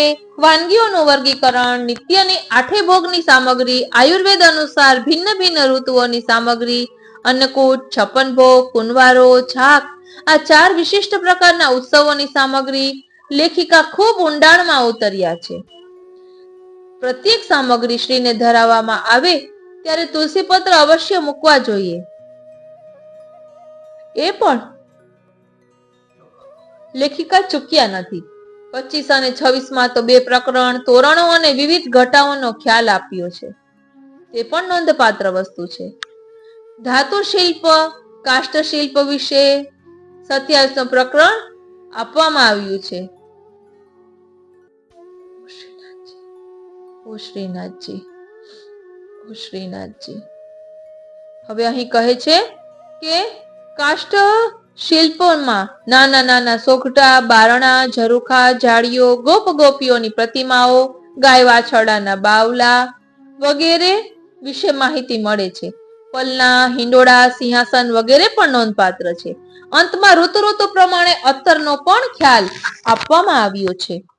28મા પ્રકરણમાં 5મા સસા સાહિત્ય વિશે પરિચય પ્રાપ્ત થાય છે. શ્રી મહાપ્રભુજી, શ્રી ગુસાઈજીના સાતેય લાલજી અને પછીના ગોસ્વામી વર્યોએ રચેલી સંસ્કૃત રચનાઓ, શ્રી ગોકુલનાથજીની સંસ્કૃત ઉપરાંત વ્રજભાષાની રચનાઓ, વળી પછીના ભગવદીઓ વગેરેની રચનાઓનો ખ્યાલ આ પ્રકરણમાં સુલભ થાય છે. 29મા પ્રકરણમાં આશ્રયને વિશે કહેતા ઇતિહાસના પરિપ્રેક્ષ્યમાં ઘણી મહત્વની માહિતી લેખિકાએ આપી છે. સમગ્ર ગ્રંથ ભારે અભ્યાસ તેમજ ઝીણવટથી લખવામાં આવ્યો છે. સર્વસામાન્ય સમાજનો સમજવામાં સરળતા થાય અને સંપ્રદાય વિશે પણ સબળ માહિતી મળે એ દ્રષ્ટિ શ્રીમતી સુધાબહેને રાખી છે. આનંદ અને અભિનંદનનો વિષય છે. આવો સમૃદ્ધ ગ્રંથ પોતાને ત્યાં વૈષ્ણવો વસાવે તો સાંપ્રદાયિક પરિપાટીનું જ્ઞાન સરળતાથી મેળવી શકાશે એવો મને વિશ્વાસ છે. બહેનશ્રીને મારા અભિનંદન અને આશીર્વાદ સાથે જય શ્રી કૃષ્ણ. બોલો શ્રી વલ્લભાધીશ કી જય. પ્રિય વૈષ્ણવો, એટલું જરૂર કહીશ કે આજે કુલ 9 પુસ્તકો નવા પધરાવ્યા છે. તેમાંથી આ એક પુસ્તક પુષ્ટિ સાહિત્ય ખજાનામાં ઝલક સ્વરૂપે આપણે પ્રસ્તાવનાના રૂપમાં લીધું છે અને એટલો આનંદ થયો ને કે મારી પાસે શબ્દ નથી. મારા ચહેરા ઉપર ખુશી દેખાતી હતી. ઘરમાં પણ પૂછ્યું કે શું છે, આજે બહુ ખુશ દેખાય છે. એટલે નવું પુસ્તક મળ્યું અને સેવા ભાવનાનું અને એટલો સુંદર ભાવ અહીં દર્શાવ્યો છે કે એવું થયું કે પ્રભુની કૃપા છે કે આપણા પાસે આટલા બધા ગ્રંથો બિરાજે છે અને અલગ અલગ પ્રકારે સત્સંગ દ્વારા વૈષ્ણવોના હૃદય સુધી પહોંચવાનો આનંદ આવે છે. કારણ કે વૈષ્ણવોના હૃદયમાં આપણા શ્રીનાથજી બિરાજે છે. તો આપ બધાના હૃદયમાં બિરાજમાન શ્રીનાથજી કોઈના કોઈ સ્વરૂપે આ સત્સંગ શ્રવણ કરે છે અને એમની પ્રસન્નતાનો અનુભવ અમને પણ અહીં થઈ રહ્યો છે. માટે આપના આત્મીયજનો સુધી પણ આ સત્સંગ પહોંચાડશો.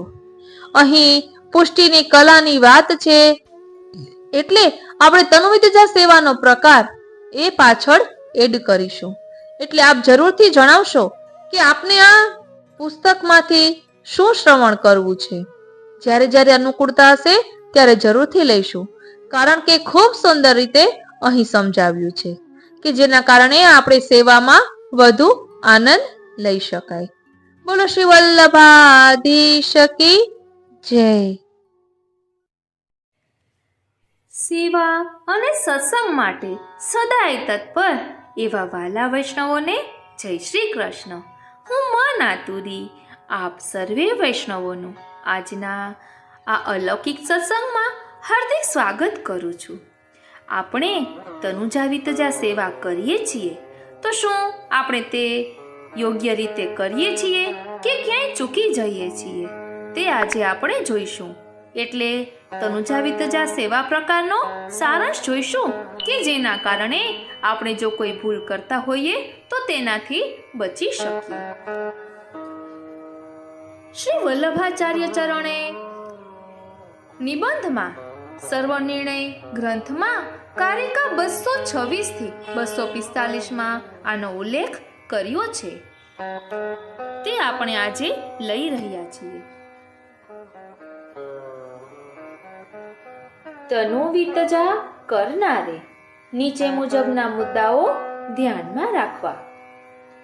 જેમને આ માર્ગના સિદ્ધાંતો, આ માર્ગનો સેવા પ્રકાર, શ્રી કૃષ્ણનું સ્વરૂપ, ગુણ, લીલા, આ માર્ગમાં સ્વીકૃત ધોતી બંડી, સાડી વગેરે વેશ તથા આ માર્ગના વૈષ્ણવો આ બધું પ્રિય હોય, ગુરુ શ્રી વલ્લભ શ્રી વિઠ્ઠલમાં પ્રીતિ, શ્રદ્ધા, આદર હોય, આ માર્ગમાં એટલે કે પુષ્ટિ માર્ગમાં બોલાતા પારિભાષિક શબ્દો પ્રત્યે અણગમો ન હોય ત્યારે માનવું કે આના ઉપર શ્રી કૃષ્ણની કૃપા છે અને તેવા કૃપા પાત્રે તનુ વિતજા સેવામાં સાધનામાં પ્રવૃત્તિ કરવી.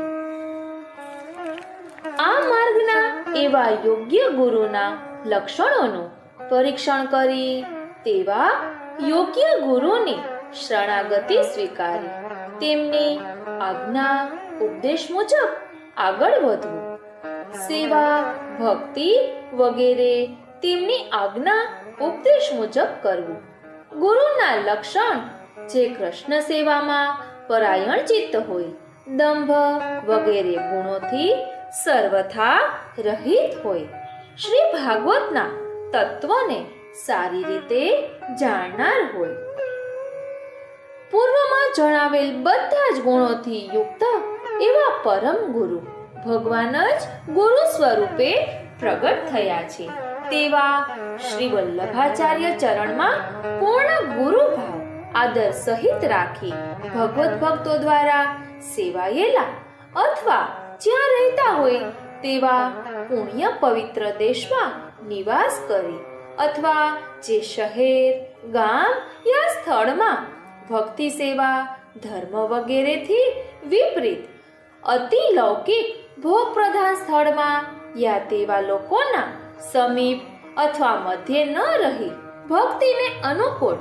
જ્યાં લોકો રહેતા હોય અને તેવું વાતાવરણ હોય ત્યાં રહી તનુવિતજા સેવા કરવી, તેમજ પોતાની જેમાં પ્રીતિ બંધાય તેવું ભગવત સ્વરૂપ પોતાને જેમાં વિશેષ આદર હોય તેવા શ્રી વલ્લભકુલના સદસ્ય દ્વારા સ્વરૂપ પુષ્ટ કરાવી તે સ્વરૂપમાં જ કૃષ્ણ છે અને આ જ મારા સ્વામી છે તેવો ભાવ રાખી હું તેમનો સેવક એટલે કે દાસ છું, આ જ મારા સ્વામી છે તેવા ભાવે તે સ્વરૂપની તનુવિતજા સેવા કરવી. પણ જો આ પ્રકારની સ્થિતિ પ્રાપ્ત ન થાય અથવા લાંબા કાળ સુધી શક્ય ન હોય ત્યારે પોતે જ સ્વરૂપ પધરાવી હૃદયમાં શ્રી મહાપ્રભુજીનો ભાવ રાખી સેવા આરંભ કરી દેવી અને જ્યારે તેવી સુવિધા પ્રાપ્ત થાય ત્યારે સ્વરૂપને પુષ્ટ કરાવવું. આપણે ત્યાં બિરાજતા શ્રી પ્રભુ એ ભગવાનનું સ્વરૂપ નહીં પણ સાક્ષાત પ્રભુ જ પોતે સાકાર રૂપે બિરાજે છે તેમ માનવું તથા તેમની સેવા પોતાને જે વખતે જે પ્રાપ્ત હોય તેના વડે પ્રભુની સેવા કરવી તેમજ તે પ્રભુની રસોઈ કરવી, વાસણ માંજવા વગેરે પ્રકારની સર્વ પ્રકારની સેવા પોતે જ પોતાના હાથે કરવી, તેમાં શરમ સંકોચ રાખવા નહીં. સેવા મનમાં ક્લેશ ન થાય તે રીતે મન, શરીર અને ગજવું ત્રણની શક્તિ સ્થિતિ જોઈ તે અનુસાર કરવી, પણ થોડું ધરવું યા ન ધરવું, પણ જે ધરવું તે ઉત્તમોત્તમ રાજાને અપાય તે રીતે ધરવું, તે પણ પ્રભુમાં બાળભાવ રાખી સમર્પવું. આ બધું પણ ખૂબ જ પ્રેમપૂર્વક કરવું, પણ જો તેવો પ્રેમ ન હોય તો તેવા પ્રેમને પામવા પ્રેમ વિના પણ જે પ્રેમથી થતું હોય તે મુજબ બધું જ કરવું. શ્રી પ્રભુની સેવા ઉતાવળ કરીને, કોઈ ભાર, ટેન્શન રાખીને અથવા લૌકિક આસક્તિના વિષયોમાં ઘસડાતા ન કરવી કે જેથી પછીથી સેવામાં મારાથી આટલો અપરાધ થઈ ગયો તેમ જાણી ચિત્તમાં ઉદ્વેગ થઈ સેવા નિષ્ફળા થઈ જાય. તેથી ચિત્તમાં તેવો ઉદ્વેગ ન થાય તે અર્થે સેવા, પરિચર્યા વગેરે બધું જ પ્રેમથી એટલે કે પ્રેમથી જે મુજબ થતું હોય તે રીતે સેવામાં અને પ્રભુમાં ચિત્ત રાખી બધું કરવું. તેમાં પોતાના સુખનો વિચાર નહીં રાખી માત્ર ભગવત સુખના વિચારે જ કરવું. શ્રી પ્રભુને બિરાજવાના સ્થળને શોભાસ્પદ રૂપે સજાવતા શ્રી પ્રભુને પણ વસ્ત્ર શૃંગાર વગેરેથી શણગારવા તેમજ ભગવત સંબંધી યા સેવા સંબંધી બધા જ પદાર્થો, વસ્તુઓમાં પણ લૌકિક ભાવ ન રાખી ભગવત ભાવ રાખવો તથા સેવાના કોઈ પણ કાર્યમાં પોતાનામાં નાનપ મોટપ નહીં વિચારવી. પ્રભુની સેવા વધુ સારી રીતે જ થઈ શકે તેથી જો પત્ની, પુત્ર, ભાઈ, બહેન વગેરે સેવા ભક્તિના ભાવવાળા અને શ્રી વલ્લભાચાર્યજીના માર્ગમાં રુચિ શ્રદ્ધાવાળા હોય તથા તેમનામાં હું પણ સેવા કરી કૃતાર્થ થાઉં તેવી ભાવના ઈચ્છાવાળા અનુકૂળ હોય ત્યારે તેવા કુટુંબીજનોને તેમને બ્રહ્મ સંબંધ આત્મનિવેદન કરાવી તેમને અનુકૂળ તેવા સેવાના કાર્યો સોંપવા, તેવાઓ દ્વારા પણ સેવા કરાવવી. પરંતુ જો તેઓ સેવામાં રસ રુચિવાળા ન હોય, ઉદાસીન હોય અને છતાં તેઓ આપણને સેવામાં બાધક ન બનતા હોય ત્યારે તેવાઓ દ્વારા સેવા કાર્યો ન કરાવી પોતે જ બધું કરવું. પરંતુ જો તેઓ સેવામાં વારંવાર અડચણ પેદા કરતા હોય અને તેનાથી સેવામાં મુશ્કેલી સર્જાતી હોય અને સેવાનો નિર્વાહ ન થઈ શકતો હોય ત્યારે તેવાઓને તેમનો હક હિસ્સો આપી પોતાનાથી અલગ કરી પોતે એકલા રહી સેવા કરવી. સાધારણ રીતે આ માર્ગમાં આવ્યા પછી કુટુંબી કે કોઈ પણ જો બહિર્મુખ હોય તો તેની સાથે ભૂલે પણ રહેવું નહીં અને સંબંધ રાખવો નહીં તથા તેવાઓ સાથે ખાનપાન ભ્રમણ ચર્ચા વગેરેનો કોઈ સંબંધ રાખવો નહીં. જેમને પોતાની આજીવિકા ચલાવવા માટે ધન દ્રવ્ય પર્યાપ્ત ન હોય અને તેમણે નોકરી ધંધો વગેરે કરવું આવશ્યક હોય ત્યારે તેવાઓએ ઓછામાં ઓછું 3 કલાકના સમયમાં સેવા કરવી અને તે પછી નોકરી ધંધો જે કરતા હોય તે કરવું. તેમાં પણ જેનો ધર્મશાસ્ત્રમાં યા પુષ્ટિ માર્ગમાં નિષેધ કરવામાં આવ્યો હોય તેવા નોકરી ધંધામાં પોતાને નહીં જોડીને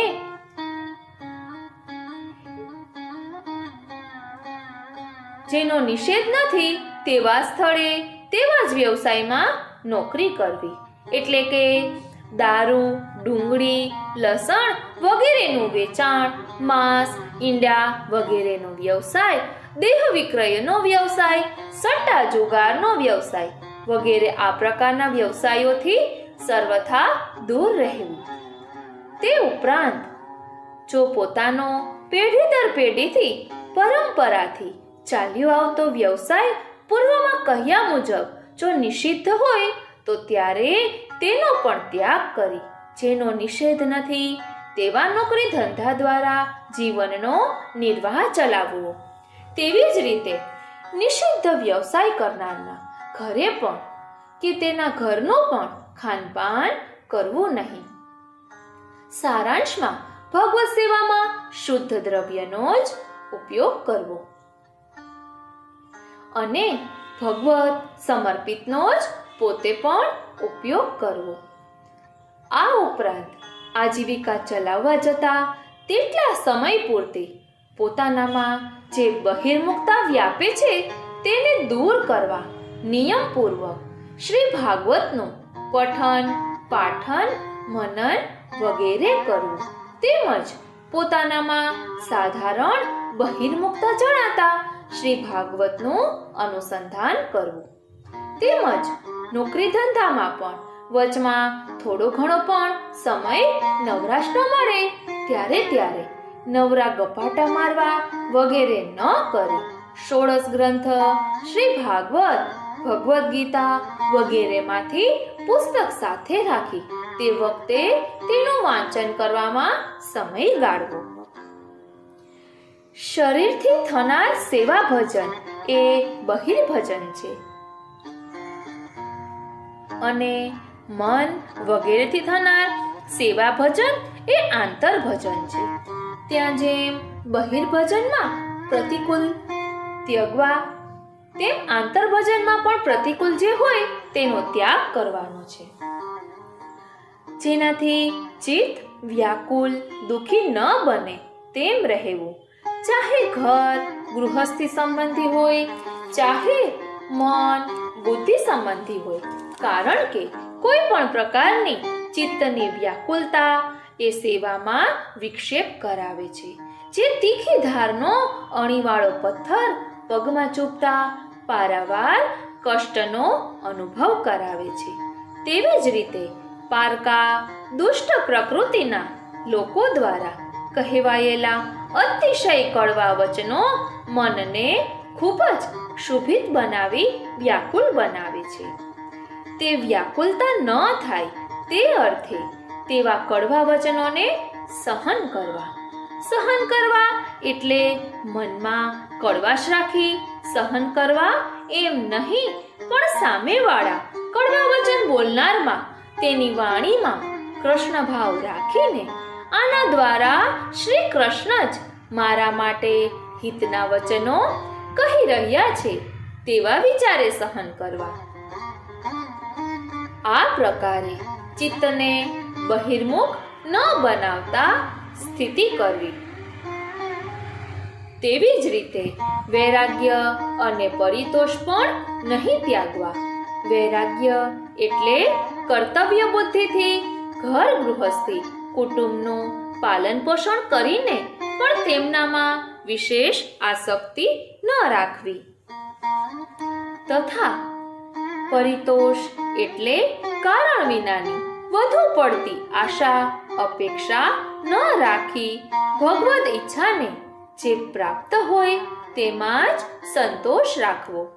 અને આ ન મળ્યું કે આટલું ન મળ્યું તેવો અસંતોષ ન કરવો. તનુવિતજા સેવામાં પ્રવૃત્ત થયેલાએ આ સેવાથી શરીર છૂટતા હું નક્કી જ કૃતાર્થ થઈશ તેવો મનમાં પૂર્ણ અને દ્રઢ વિશ્વાસ સેવવો. એટલે અત્યાર સુધીમાં જે સેવા કરવામાં આવી છે તેનાથી દેહ છૂટતા હું કૃતાર્થ જ છું એમ વિશ્વાસ રાખવો. કરેલી સેવા ક્યારેય વિફળ થતી નથી તેમ જાણવું. તેમ છતાં પણ હું કૃતાર્થ છું કે થઈશ, તેથી હવે મારે કંઈ કરવાનું બાકી રહેતું નથી એમ માની લઈ વધુ સેવાની પણ હવે જરૂર નથી તેમ માથા પર હાથ દઈ બેસી ન જવું, પણ સદા નિરંતર સેવા જ કરતા રહેવું. કોઈ પણ એક પ્રકારની સેવા પણ જો ખૂબ સારી રીતે પૂર્ણ ચિત્તે ભાવનાપૂર્વક પ્રેમથી સારી રીતે કરવામાં આવી હોય તો તે પરમ પુરુષાર્થ પરાનુરક્તિ રૂપ ભક્તિનું ફળ સાધી આપે છે. તેમ છતાં જે આપણું શરીર, ઇન્દ્રિય, પ્રાણ વગેરે જે આત્મનિવેદન સમયે જે ભગવાનને અર્પણ કરવામાં આવ્યા છે તે બધાનો ઉપયોગ ભગવદ અર્થે અલૌકિકમાં જ તેવા હેતુથી થવો જોઈએ. તે બધાનો ઉપયોગ લૌકિક કાર્યમાં કરવો ન જોઈએ. તેથી જીવનમાં જે કંઈ પણ કરવામાં આવે તે બધું જ સીધું કે આડકતરું ભગવદ અર્થ સેવા અર્થ જ કરવું, અલૌકિકમાં જ કરવું. આજને દિવસે પોતાની પાસે ઘર, ધન, કુટુંબ, કલત્ર, વાસણ, વસ્ત્ર, આભરણ વગેરે જે કંઈ પણ છે તે ભગવાને ભગવત સેવા અર્થે જ આપ્યું છે અને તે બધાનો ઉપયોગ સેવા અર્થે જ કરવો એમ વિચારી જે પ્રાપ્ત છે તે સાધનોથી સેવા કરવી. તેમ છતાં પણ સેવાને સાધન સાપેક્ષ નહીં બનાવવી કે આ હોય યા આટલું હોય તો જ સેવા થઈ શકે, પરંતુ જે અને જે વખતે જેટલું પ્રાપ્ત હોય તેના વડે સેવા કરવી. ભગવાનમાં મનને દ્રઢતાથી સ્થિર કરતા જવું.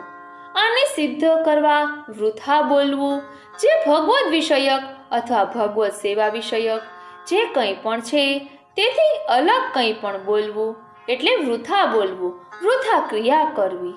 એટલે જે સેવા સંબંધી અથવા ભગવત સંબંધી ન હોય તેવા બધા કાર્યો. વૃથા ધ્યાન કરવું એટલે જે ભગવત સંબંધી અથવા સેવા સંબંધી ન હોય તેવા લૌકિક સંબંધી વાત વિષય કે કાર્યને ન વિચારવા. આ ત્રણેયને ત્યાગવા. કમસે કમ સેવાના સમયમાં તો અવશ્ય ત્યાગવા.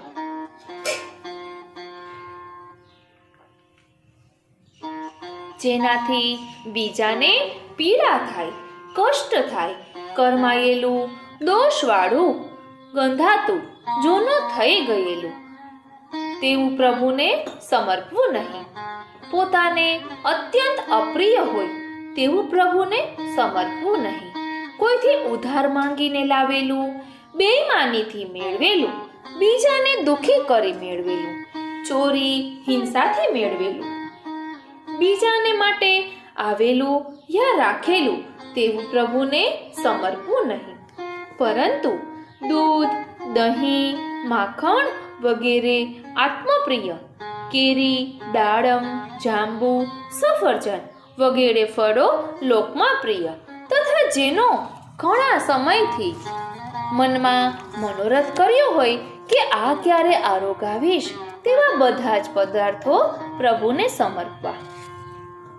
સેવાના બધા જ કાર્યો એટલે કે સ્વરૂપની પ્રત્યક્ષતામાં યા પરોક્ષમાં જે કરવાના હોય તે પ્રત્યક્ષ સિવાયના વસ્ત્ર ધોવા, વાસણ માંજવા, રસોઈ કરવી, સાફ સફાઈ કરવી, અનાજ સાફ કરવું પોતે જ બીજાની અપેક્ષા રાખ્યા વિના જ કરવા અને તે કરવામાં લાજ, શરમ, સંકોચ મનમાં રાખવા નહીં તથા તે કરવામાં અતિશય પ્રેમ, સદ્ભાવ, આદરપૂર્વક કરવા.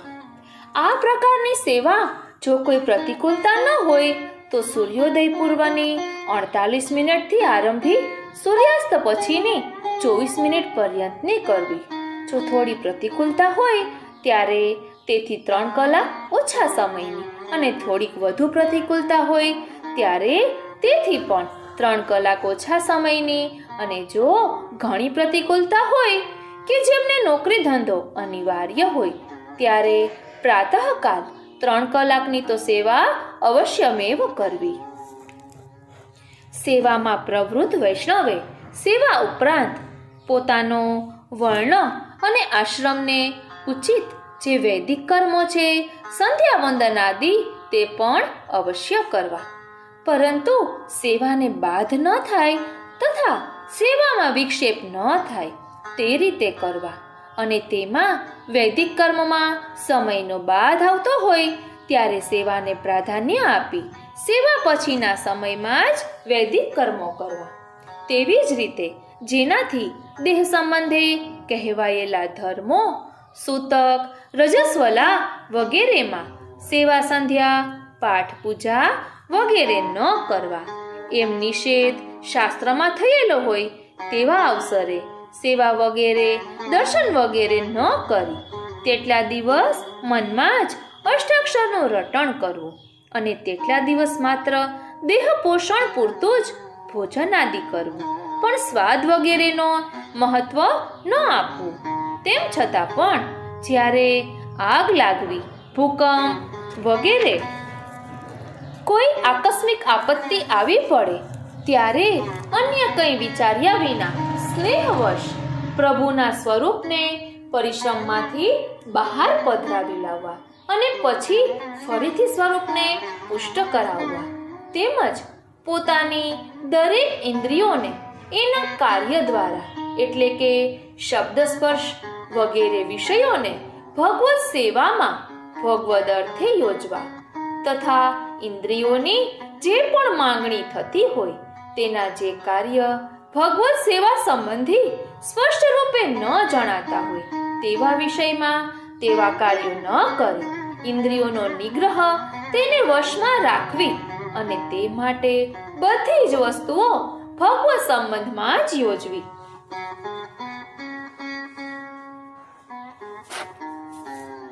સેવામાં બુદ્ધિના વિચારોને હું ઉપર કેન્દ્રિત થવા દેવા નહીં. વૈદિક કર્મોનું આચરણ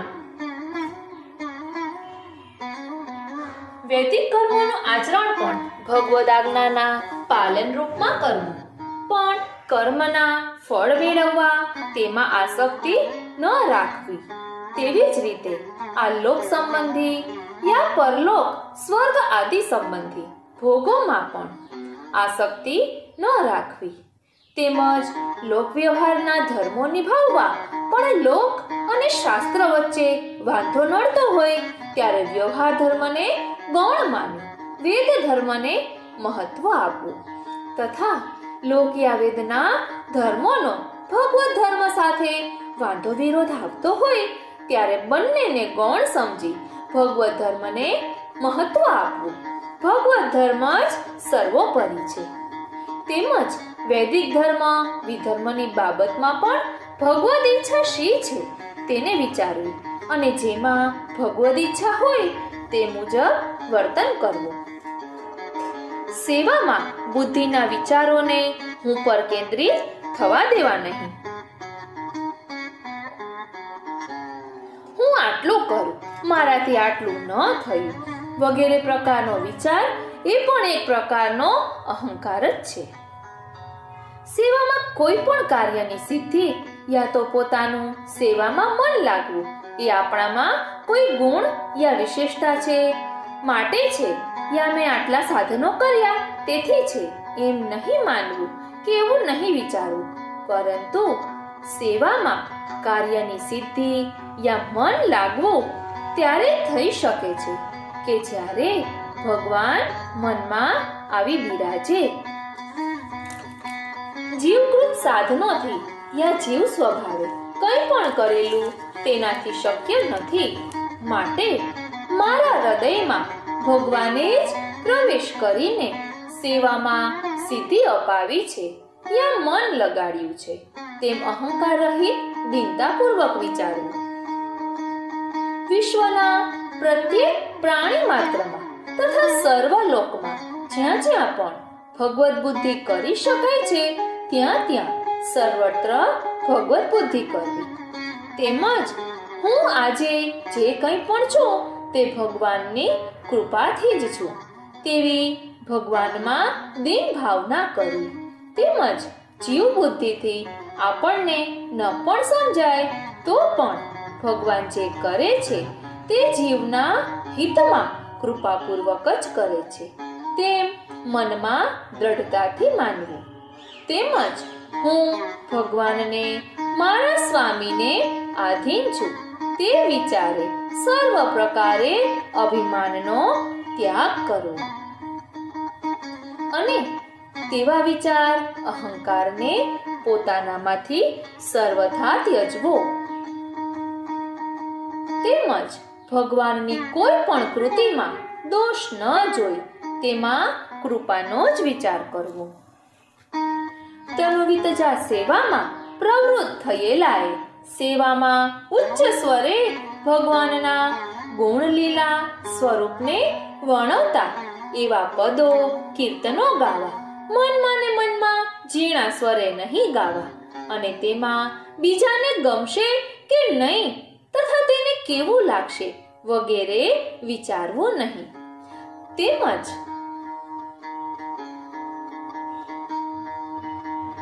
ભગવાનના નામોનું ઉચ્ચારણ તથા ભગવાનના ગુણો જાહેર સભામાં પણ લાજ શરમ સંકોચ રાખ્યા વિના તથા બીજાનો વિચાર રાખ્યા વિના અને તેમાં પોતાનું નામ પ્રતિષ્ઠા યા પૈસો મેળવવો વગેરે સ્પૃહા રાખ્યા વિના તથા કોઈ પણ પ્રકારનો ભય રાખ્યા વિના ગાવા ને બોલવા. શ્રી ભાગવતજીમાં ભગવત સ્વરૂપવત આદર રાખવો, કારણ કે શ્રી ભાગવત એ ભગવાનનું શબ્દાત્મક સાક્ષાત ભગવત સ્વરૂપ જ છે. તેથી જેમ પ્રભુની સેવાનું અલગથી સ્થળ હોય છે તેમ તે સ્થળમાં અથવા ઘરમાં કોઈ બીજા સ્થળે ભગવત સ્વરૂપની માફક અલગથી પધરાવવા અને તેનું પ્રતિદિન ભોજનના પૂર્વ પૂજન કરવું તથા કમસે કમ એક અધ્યાયનો પાઠ કરવો અને દિવસમાં જ્યારે પણ સમય મળે શ્રી ભાગવતનું પઠન કરવું, મનન કરવું તથા શ્રી ભાગવતના વિષયને લઈને બીજા યોગ્ય અધિકારી સાથે તેની ચર્ચા કરવી. આ બધું પણ મનમાં કોઈ સકામ હેતુ રાખ્યા વિના અને કોઈ પણ પ્રકારનો દંભ રાખ્યા વિના કરવું.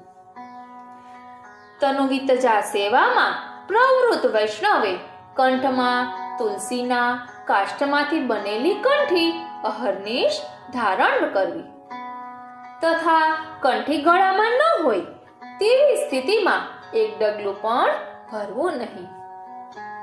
તેમજ પોતાના લલાટ એટલે કે કપાળમાં ઉર્ધ્વ પુંડ્ર એટલે ભગવત ચરણ આકૃતિ તિલક પણ અવશ્યમેવ કંકુને ભીનું કરી ભીના કંકુથી કરવું. તે પણ વાકું વિરૂપ જેનું નીચેનું મૂલ ઉખડેલું હોય તેવું કંકુને જલથી પલાળ્યા વિનાનું આડું ટેઢું અસ્પષ્ટ એકદમ ઝીણું ન દેખાય તેવું વગેરે પ્રકારનું તિલક ન કરવું. પણ અતિશય સુંદર દૂરથી જ દ્રશ્ય થાય તેવું સુશોભિત તિલક કરવું. તેમજ શંખ ચક્ર ગદા પદ્મ વગેરે વિષ્ણુ ચિહ્નોને પણ ધારણ કરવા અને મૃતિકાથી એટલે કે ચરણામૃતથી ચંદનથી ગોપી ચંદનથી યા કેસરથી ધારણ કરવા. સેવામાં પ્રવૃત્ત વૈષ્ણવે 12 માસની 24 અને જો અધિક માસ હોય તો તેની 2 એટલે કે 26 એકાદશીના વ્રત ઉપવાસ અવશ્ય કરવા.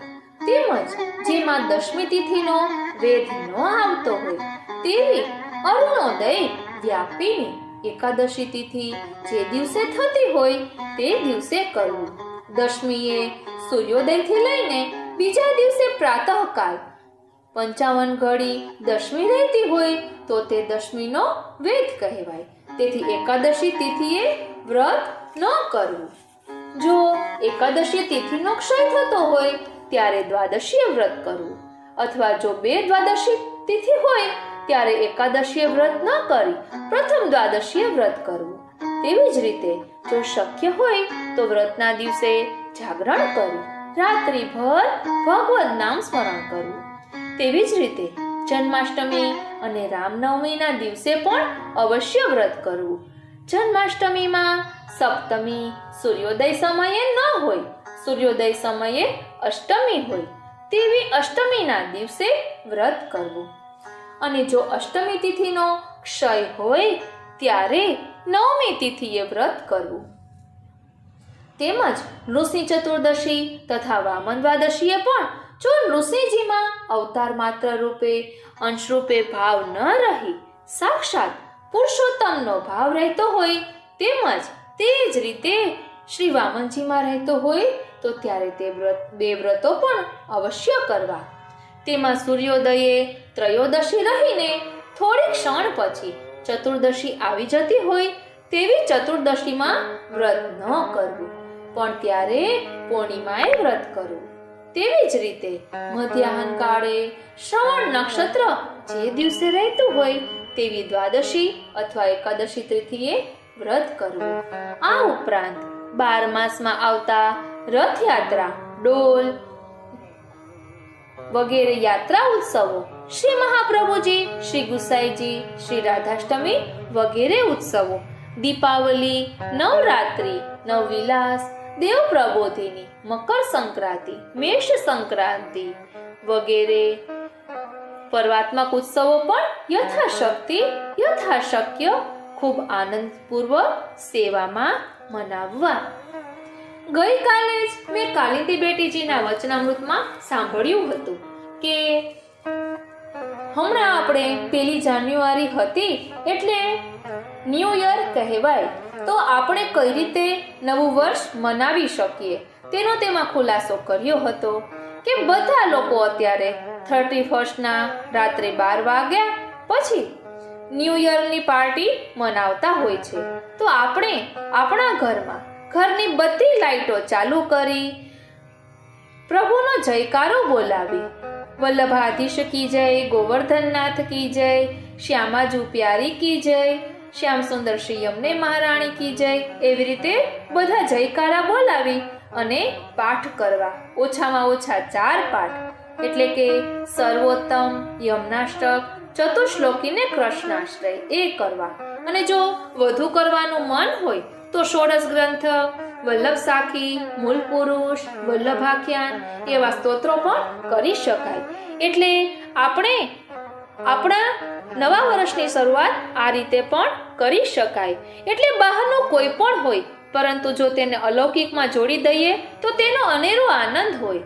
એ મેં ગઈકાલે જ કાલિંદી બેટીજીના વચનામૃતમાં સાંભળ્યું. આ રીતે ગાગરમાં સાગર સ્વરૂપે એક વૈષ્ણવનું જીવન કેવું હોવું જોઈએ, તનુજા વિતજાનો સેવા પ્રકાર કેવો હોવો જોઈએ તે આપણે જાણ્યું. આજનો આ સત્સંગ શ્રીનાથજી, શ્રી યમુનાજી, શ્રી મહાપ્રભુજીના ચરણારવિંદમાં સમર્પિત કરું છું. જય શ્રી કૃષ્ણ.